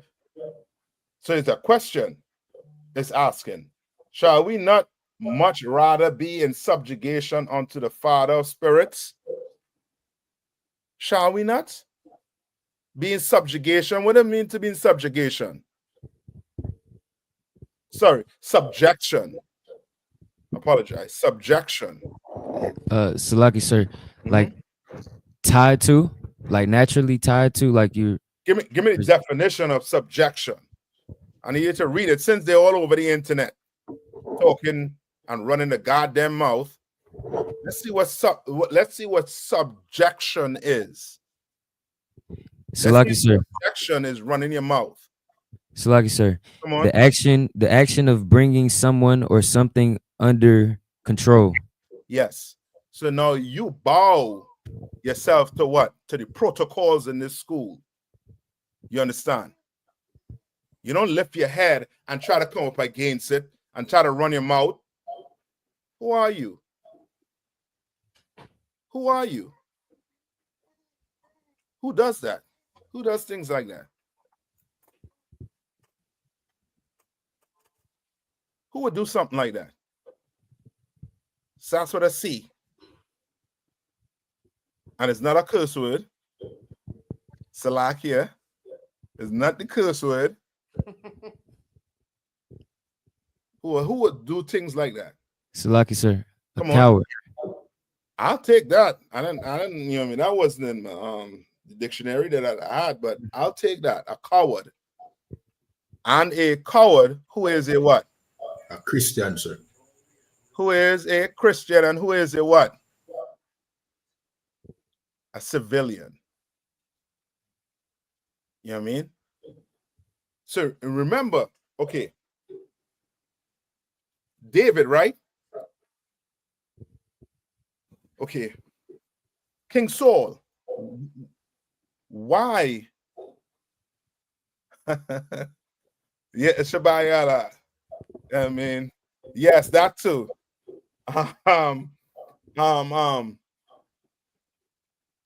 Why was Saul given the state of being king over Israel? And there was no question about it, basically. Ain't no fight. Why? So like this, sir. Think how Israelite thinks. Come on. Okay, so he was like the people selected him because of, you know, he was very tall and he had a certain look about him. Yeah. So they thought that he would be the right man for the job. Yeah. So we go by what?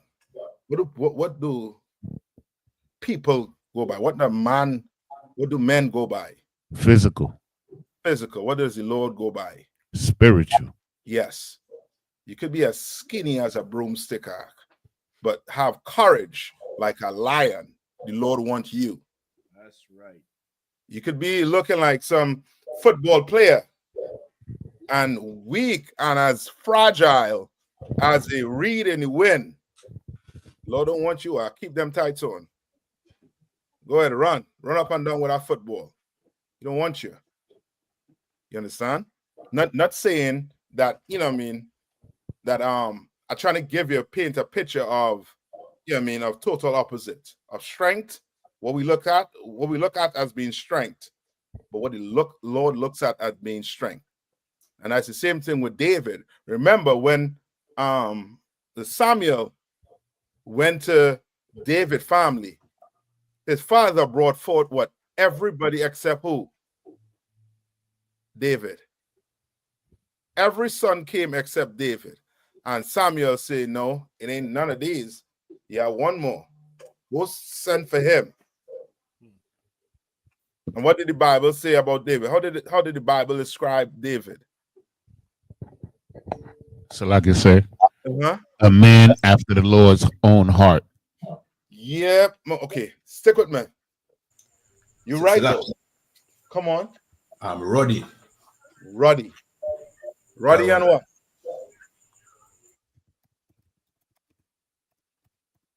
He was a youth. Yeah. So you looking at him and you think what? He's soft. Yeah. But this dude done kill what? A bear and a what? Lion. A lion. You understand? You looking at, I mean, some of these men and think what? Oh, they're strong. Brother, they're weak. Right. They're weak. They're so weak and fragile. They have to use the internet to try and look what? Strong, sir. Yeah, but they're weak. They are weak. Slugger, sir. Come on. So in other words, is that a cop out for those that decide to run their mouth on the internet instead of going to he and he alone? Yeah. Yeah. Because guess what? You got to come right back in here. Come. You got to come right back in here. And you got to bow your head. And come right back in here. Where you going to go? You don't cast out all your friends from the Christian church, from the mosque. You'll go back to them? You're going to go back to them? Okay. You go on. But just help you. You're going to look weak as hell. You might as well put on a blouse and skirt. Might as well. Go the media way. Have some excuse. Say you're trying to make some money. Do something. Give me 1 Samuel 16 and 12. I think that was it on Hebrews, right?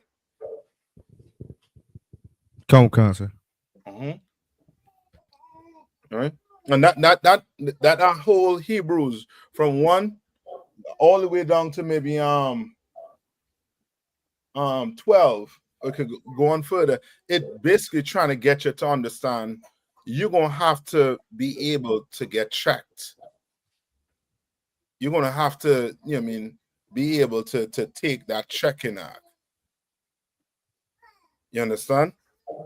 You're gonna have to be able to take it, sister, brother, and do what? And get better. Come. Get better. Hey, come on. Who have it for me? Come, sir. This is the book of 1 Samuel chapter 16 and verse 12. And he sent and brought him in, and now he was ruddy and withal of a beautiful countenance. Right. And what do Christians, what do oppressors like to say about him being ruddy? What they try to say? Come on. It's like that he was white, sir. Yeah. But what does ruddy means? Red, sir. Red? So he was red? So it's like, sir. So in today's time, I mean, like he was just a light skinned brother, sir. Light skin? Sure no.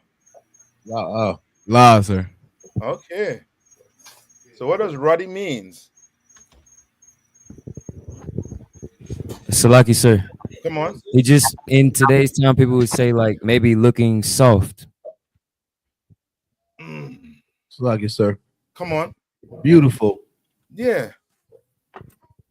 You ever see a young brother, and a brother in his youth, his prime youth.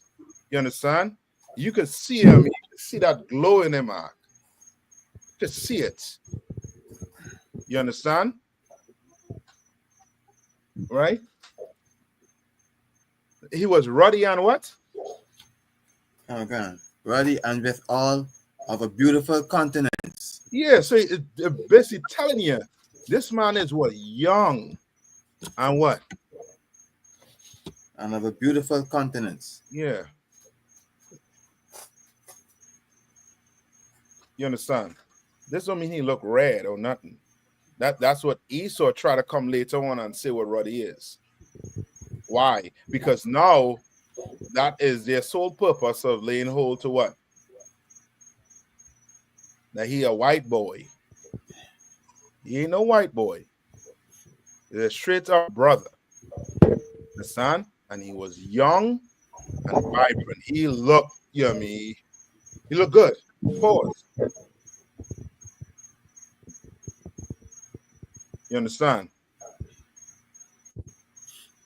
That's it. Young and handsome. I'll take that.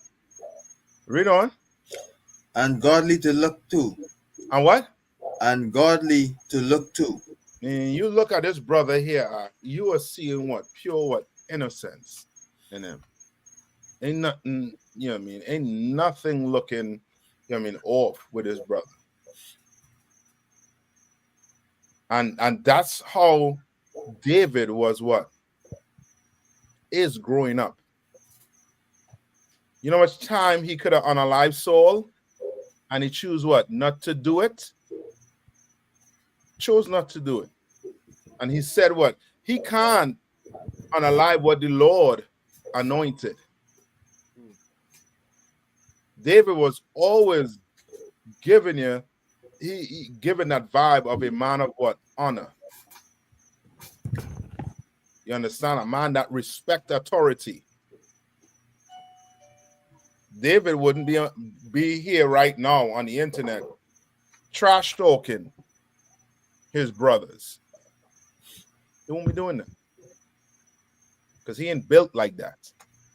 You understand? Come on. Any more on that? Come on, cancer. Come on. And the Lord said, arise, anoint him, for this is he. You understand?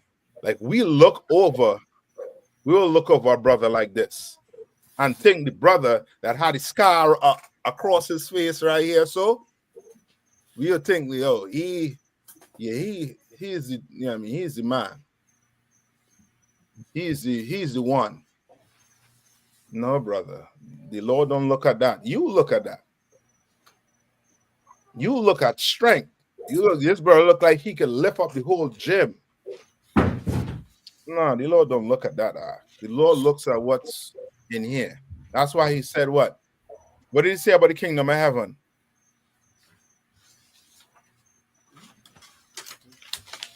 What did the Lord say about the kingdom of heaven? And pull it.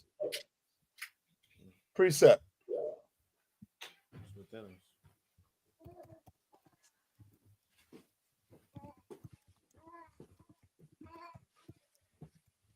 Anybody get it?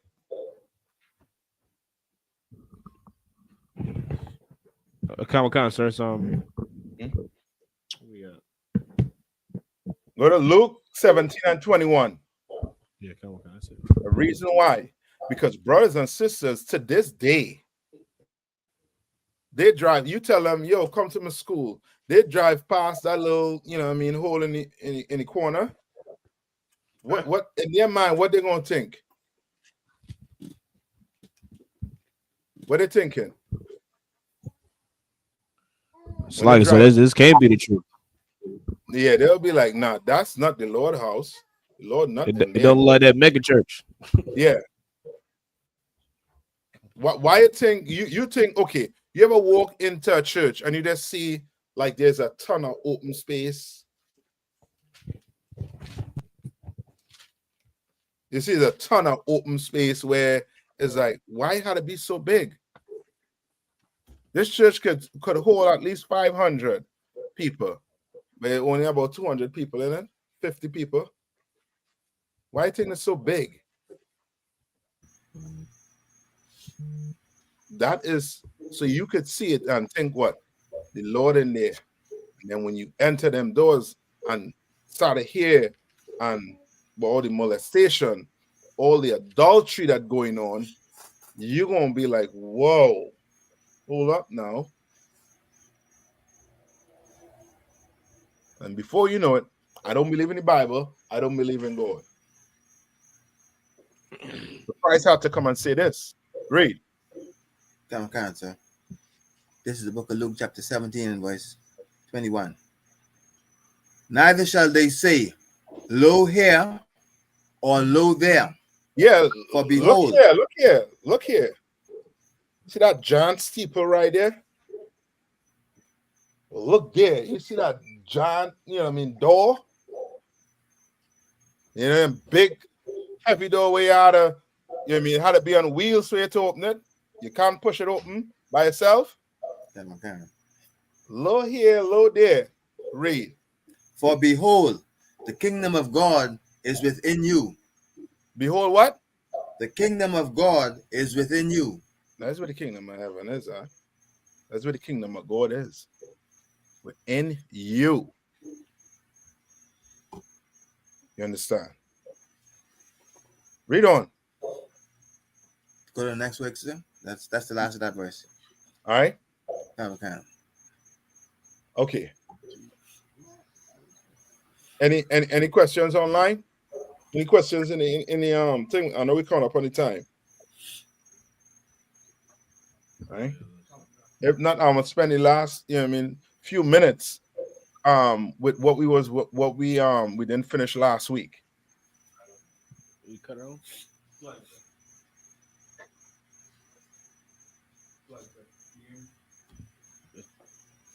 Let's try again.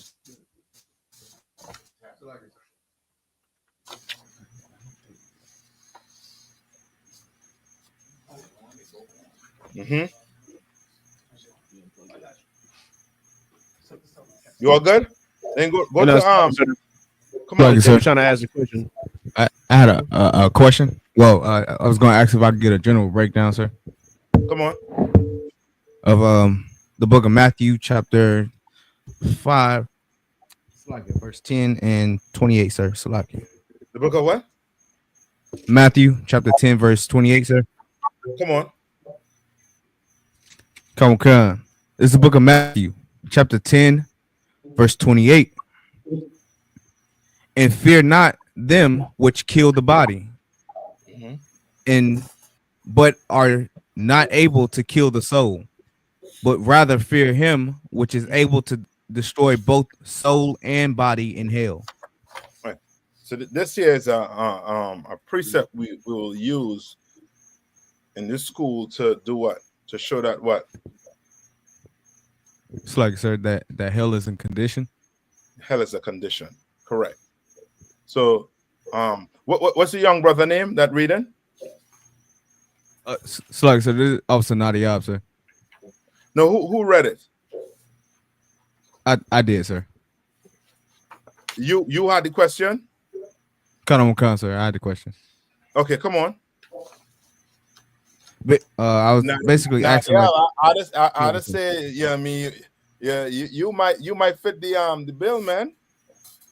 Young and what says how to describe David? Ruddy and what? Come on, sir. And what? Young and ruddy, sir. Yeah. I'm right. Might fit that bill, Ark. I take you for a young man. Go ahead. Come on, sir. I was asking to see, like, as it when it says body and Salakia, soul and body, is this saying like the countenance of a person's like there's like the soul being like how they feel about something, and that can be destroyed and being as far as their condition.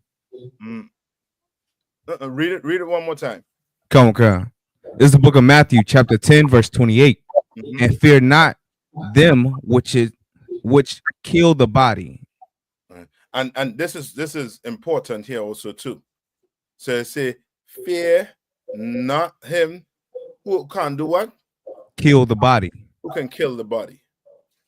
Right? It's important. Why? Because a lot of our brothers, when Trump get in office, they were what? So like I said, they are fearful, sir. Yeah, we're fearful. But the Lord telling you, don't fear that person that could do what? That could harm you. You understand? That could play in your grave. Don't fear him. Right? Read on. But are not able to kill the soul. But are not able to what? Kill the soul. But are not able to kill the soul. How do you kill a man's soul?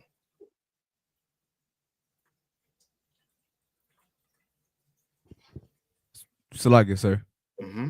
By putting them in slavery, sir. No. Take him a little more. Salakia, sir. Come on.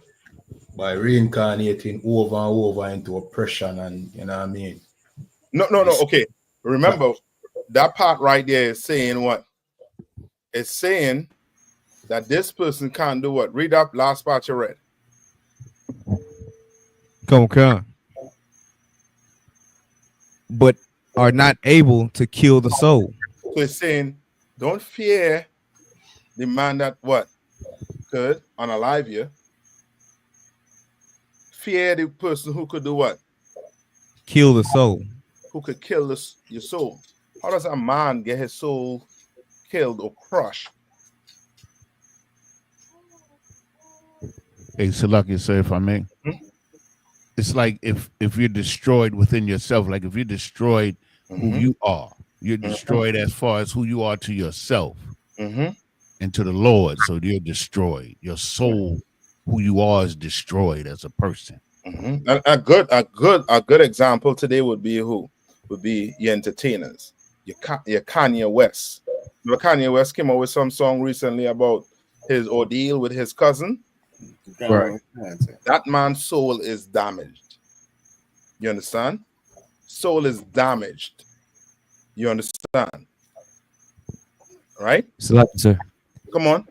So if you just lose the law, basically, if you lose the laws that's within the book, if you lose the truth, that's how your soul dies.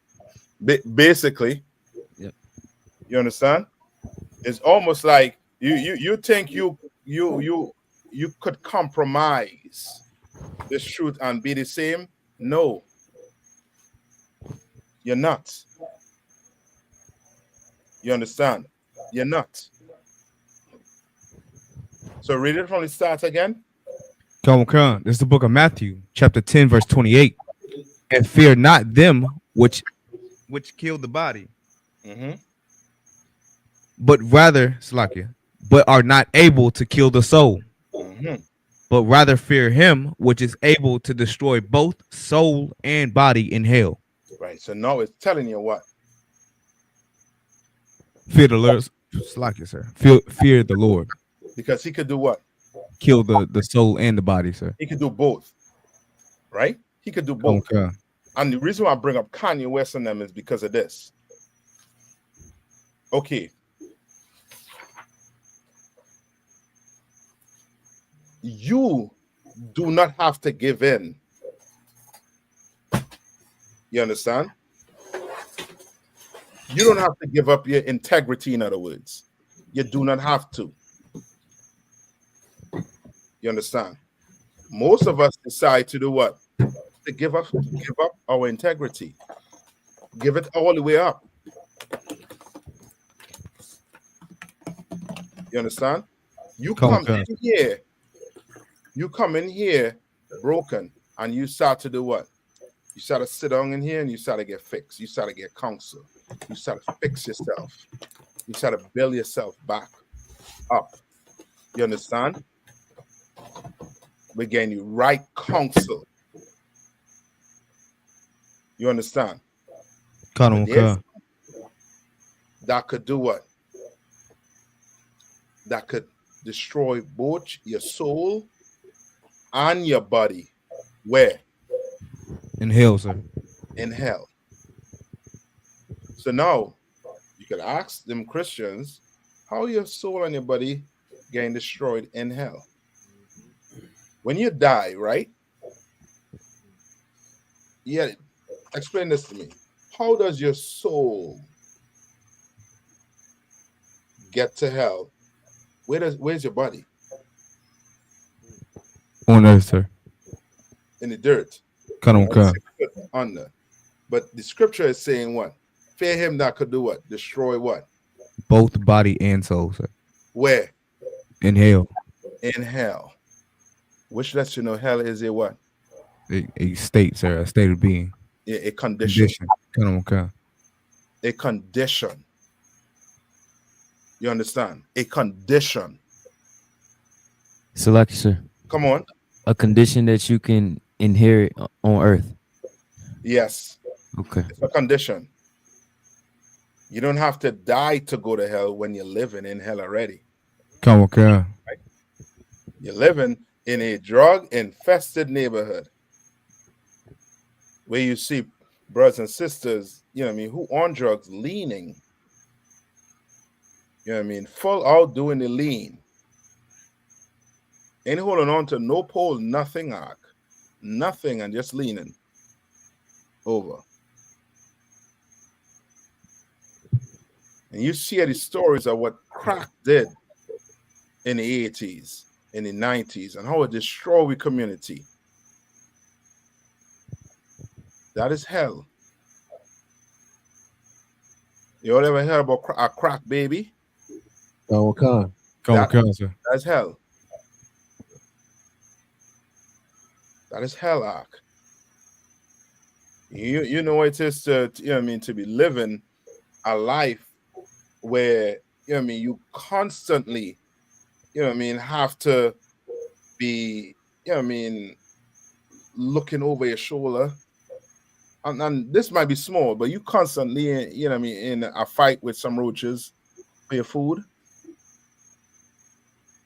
You understand? Or rats. Nah. We living in hell. And the Christ is saying, fear him that could do what? Could destroy both of them. Esau, he can't destroy your soul, meaning what? You shouldn't give him your soul. You go work for Esau, ain't no sweat, but don't give him your soul, Ark. Akwath. So like don't have to. Come on. You're right about that too. And Esau can't restore your soul. The Most High can do that only. Yeah. Let's say Psalms 23:3. Like the Most High is control of everything. Your soul, you, everything. I think people confuse when they see soul. They watch all these scary movies. Think about it. Your soul is quintessentially you. That's who you are. That's right. And I know Acts chapter 2, verse 41, we're talking about them being baptized. And it said the same day they were added unto them about 3,000 souls. Those are people. That's right. You know, I think that helped, you know, when I was a young man, that helped clear that whole spooky dookie mess up to me that you see. Pull it for them. Kind of what kind, sir? Tell Akashka where it is. This is the book of Acts chapter 2 and verse 41. Get Akashka. When someone sees a woman, they go, look at that poor old soul. You know, it's a person. It's you. Sir. Go ahead. This is the book of Acts, chapter 2 and verse 41. And they greatly received, and then they that greatly received his word were baptized. And the same day they were added unto them about 3,000 souls. Right. So now this soul here represents what? The body, sir. Now the soul that you read about in Matthew 10, that's your what? Your integrity, sir.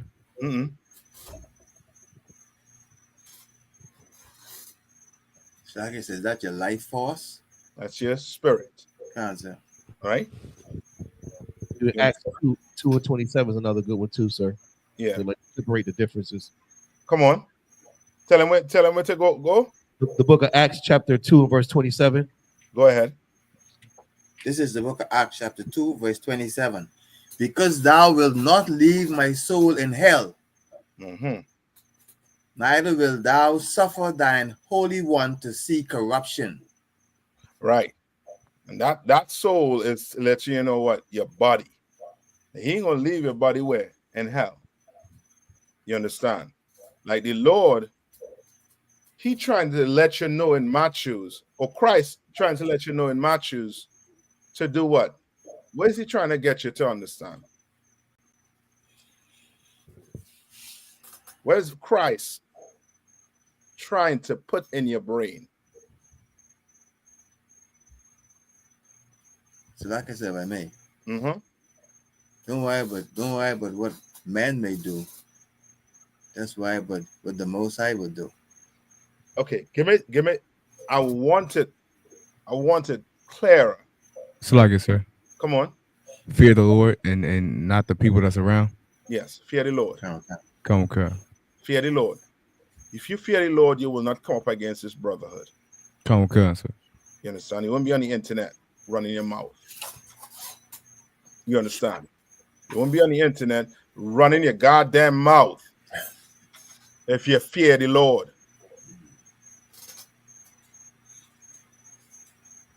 Fear him. Right? You're good with that? Kind of one concert. No, hold on. I'm gonna get it. Hold on. Man, I'd tell you all to wear some name some badges, we. Hold on. Say your name one more time. Nadiyab, sir. Nadiyab. My Come man. on. All right. I had a little senior moment. Cut on, sir. Y'all shouldn't be laughing. I ain't no senior moment. All right. All right, let me see. What we have here? So we got one more question that was just in the chat. Uh-huh. Sister Matana, she said, Salakia, sir, if I may, if a person claims to have forgiven someone for the hurt they caused, yet can't seem to let the situation go, have they really truly forgiven that person? Okay, just in short, right? What does it mean to forgive? When look up for when Christ said to forgive your brother. Salakia, sir. Come on. To forgive somebody is not to retaliate against them or hold it against them. Mm-hmm. To take some type of action against whatever offense they might have caused you. Uh-huh. So if you forgive somebody, you know what I'm saying? It doesn't mean like if somebody does something against you, right, and you forgive them, you know, you're not going to do anything against them, but you don't have to let them, you know, harm you or trespass against you again if you could control it. Yeah. Okay. I'll take that. Salakia, sir. Come on. Have the precept. Go ahead. It's the book of Matthew at chapter 18, verse 22. You want me to start at 21, sir? Go ahead. It's the book of Matthew, chapter 18, verse 21. Then came Peter to him and said, Lord, how oft shall my brother sin against me? And I forgive him? Till 7 times? Verse 22. Jesus said unto him, I say not unto thee until 7 times, but until 70 times 7. So Christ is telling them to do what? What's Christ telling them to do? Salakia, sir. Christ I tell him forgive his brother all the time, sir. Yes, forgive him all the time. No, it's forgiving him. Salakia, sir. Come on. I got another precept. Come on. Which is Luke 17 and 3. Mm-hmm. This is the book of Luke, chapter 17 and verse 3. Take heed to yourselves. If thy brother trespass against thee, rebuke him, and if he repent, forgive him. Yes. So, like that's like my favorite forgiveness scripture, sir, because the person that you're forgiving, he has to be of a repentant heart. Yes. To be forgiven. That's why we have counsel. All right. I just gave it in a nutshell. All right. So if a person, so she says, Salakia said, if I may, if a person claims to have forgiven someone for the hurt they have caused, yet can't seem to let the situation go. Well, if that person let the situation go, then that person has not forgiven. Right? And that means that counsel, you're in need of that counsel. And you should call your camp leader, get your camp leader on it, so you can get the proper help that's needed. You understand? All right. We need, and that's one thing this nation needs. This nation needs what?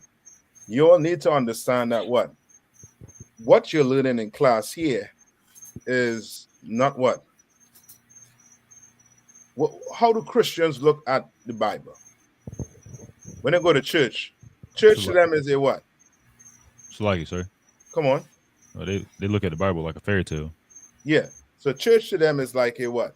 When you read them stories, is like a what? It's like you sitting down in there for story time. It's like it, sir. Practicing nothing that's in that Bible. Come on. So could you say the Christians treat the church like a playhouse? Basically, because they don't do nothing that's inside the Bible. Come on, okay. You sitting on in this class here, you better treat this Bible like your life depended on it. This is your life, right? Give me the Matthew, I think is 18, where it say go to here and there alone. Let's get that. All right.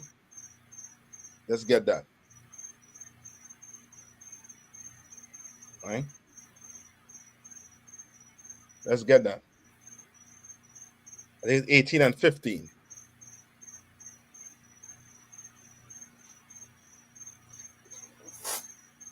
Come on. So this is the book of Matthew chapter 18 and verse 15. Mm-hmm. Moreover, if thy brother shall trespass against thee, go and tell him his fault between thee and him alone. So now this is where it starts. So if you and a sister have an ought, then the one who believe that they have an ought should go to that sister and do what? And tell the sister, you offended me. Right? Now read on. Come on. And if he shall hear thee, thou hast gained thy brother. Right. Now that sister that's offended, sister A is offended. So sister A go to sister B. That is the offender. Now sister A says, sister B, you offended me. Right? What you did was wrong. And you offended me. Now, if sister B does what? Read one more time. Come on. If he shall hear thee, thou hast gained thy brother. Now, if sister B says what? Salakia, sis, I was wrong, and I apologize. Right? Sister B heard sister A. Right? And what should happen after?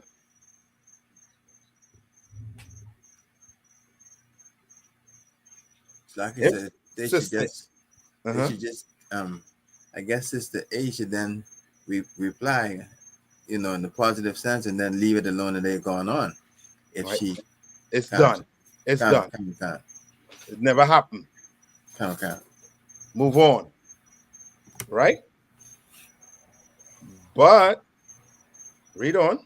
But if he will hear thee, if he will not hear, slack himself. But if he will not hear thee, then take with thee one or two more. Right. So this the Israelite School University project on the command of YAHANNA. He has set up what? Ways for us to have what? Counsel. You have protocol to follow. So now sister B does not agree with sister A, which means we need counsel. Sister B says, you know what? Or sister A says, you know what? I forgive you. But sister A is still bringing up the situation, which means what? Sister B now has to do what with sister A? I hope I ain't confuse you with sister A and sister B. It's lucky, sir. If she's still bringing it up, then I guess the sister need to go back to her and say, hey, sis, I thought we was beyond this. And if she now say, okay, be beyond it, then let it go. But if not, then we have to go to counsel. Yes, meaning this. If it constantly being brought up, then it has to go to council. Right? It has to go to council. If Sister A does not want to accept Sister B apology, then Sister B now has to take Sister A to council. Okay. You understand? Come on, Because Sister A went to Sister B and said, I was offended by what Sister B did. And Sister B acknowledged, you know what, I was wrong. Salakia. But Sister A thinks what? That ain't good enough. I need retribution. I need justice. So Sister A keeps on what? Bringing it up. Sister B has to take Sister A to counsel. You understand? Right? Has to, or else something is going to fester in there that is not allowed to grow in this school. That's right. And it will be rooted out of this school. You understand? Right? Now read on, Akashka. Sir. That in the mouth of 2 or 3 witnesses, every word may be established. Right. Now this school has a protocol. You go to a brother or a sister, go to sister or brother. Either way. And that brother or sister does not agree that they did you wrong. Then you call your camp leader, and your camp leader will set up that council that is needed with those 2 witnesses. You want somebody who is experienced. You want to take it to young man such and such and say, young man such and such, come hear this. No. And put that burden on him. You understand? The school already have protocols and is set up, designed for that. So now within the council, now you get your council, your camp leader set up your council. Now you get inside of that council.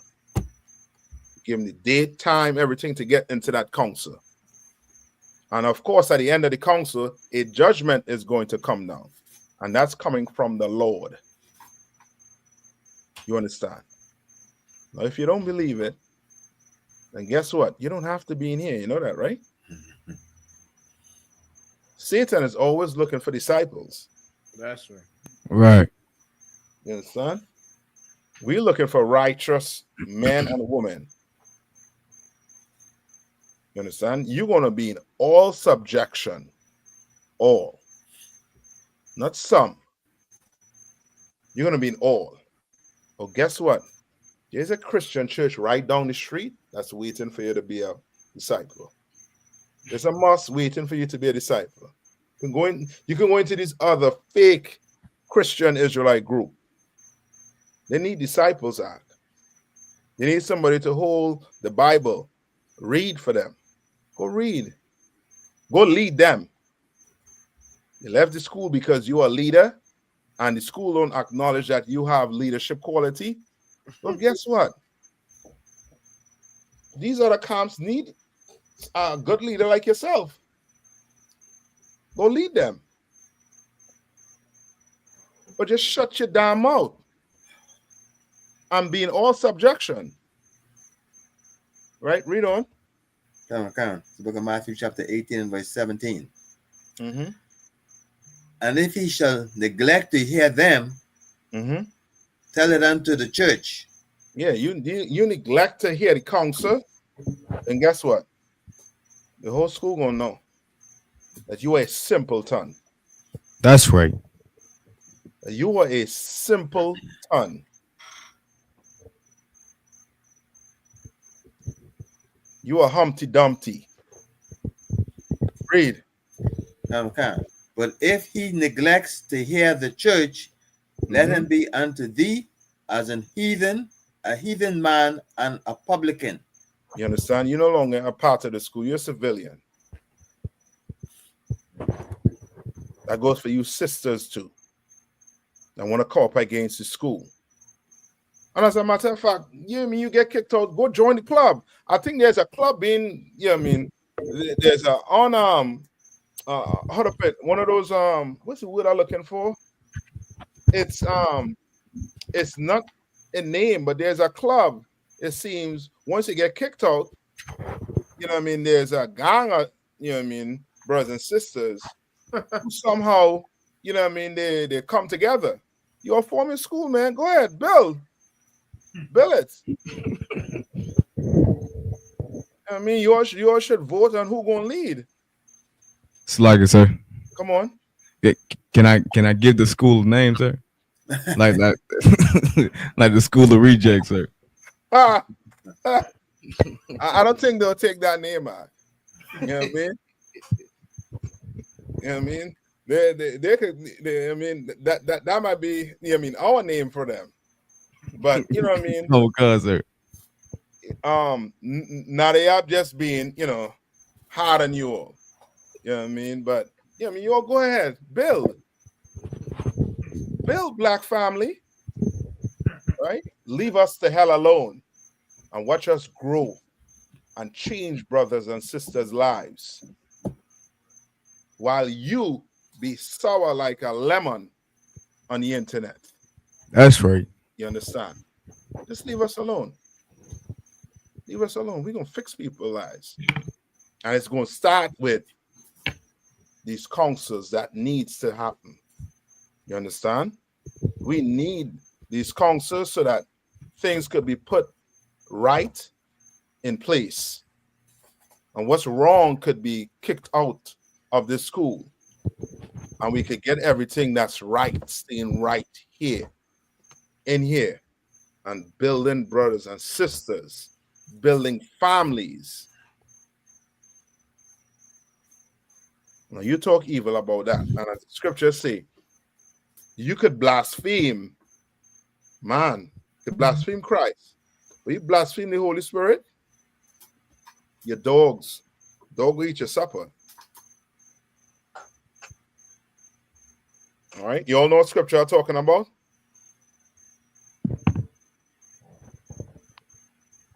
Nah, sir, I don't. That'll be the last one I'm going to.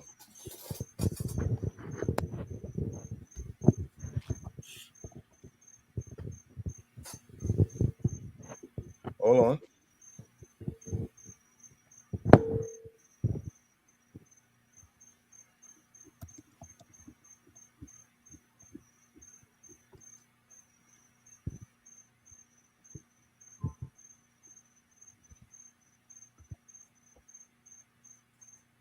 Go to Matthew 12 and 31. Okay. This is the book of Matthew, chapter 12, and verse 31. All right. First of all, it's written in red. Can, sir. Right? Come on. Wherefore I say unto you, all manner of sin and blasphemy shall be forgiven unto men. Right. It shall be forgiven unto who? Unto men. Unto men. Right. Read on. Can.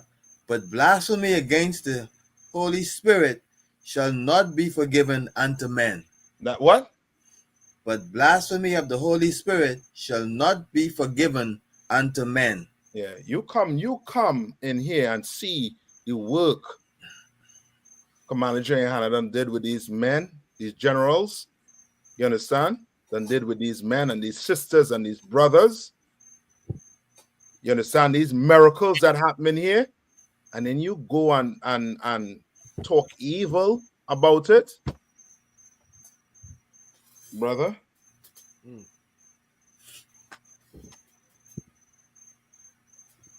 That's all I'll tell you.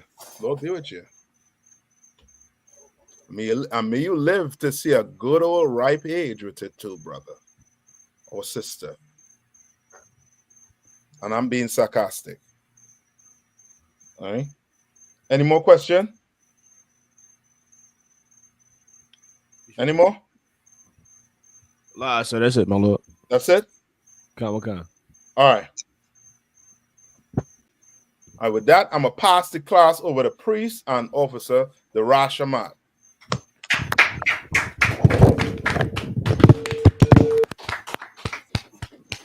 Israel Majim. Here's going to Curtis Booth to captain 13,000 top. Anan Sabat, Amajim, Rock. Yahweh Bashim Yashai Brakathum. Yalmata, Sar, being turn to face the sisters. Sisters, Amajim. Men of Israel are going to render one courteous salute to the sisters. Amajim Shabbat, Amajim, Rock.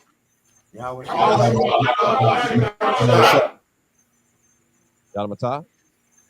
Yashabi means to be seated. I.S.U.P.K security announcement. We are UPK. Next time, get his sister 2 minutes just to say it. We salute back. But you good to go.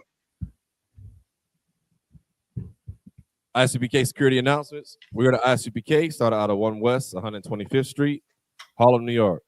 Rule for new brother and sister. When a new brother or sister comes into the school, they are off limits for 6 months.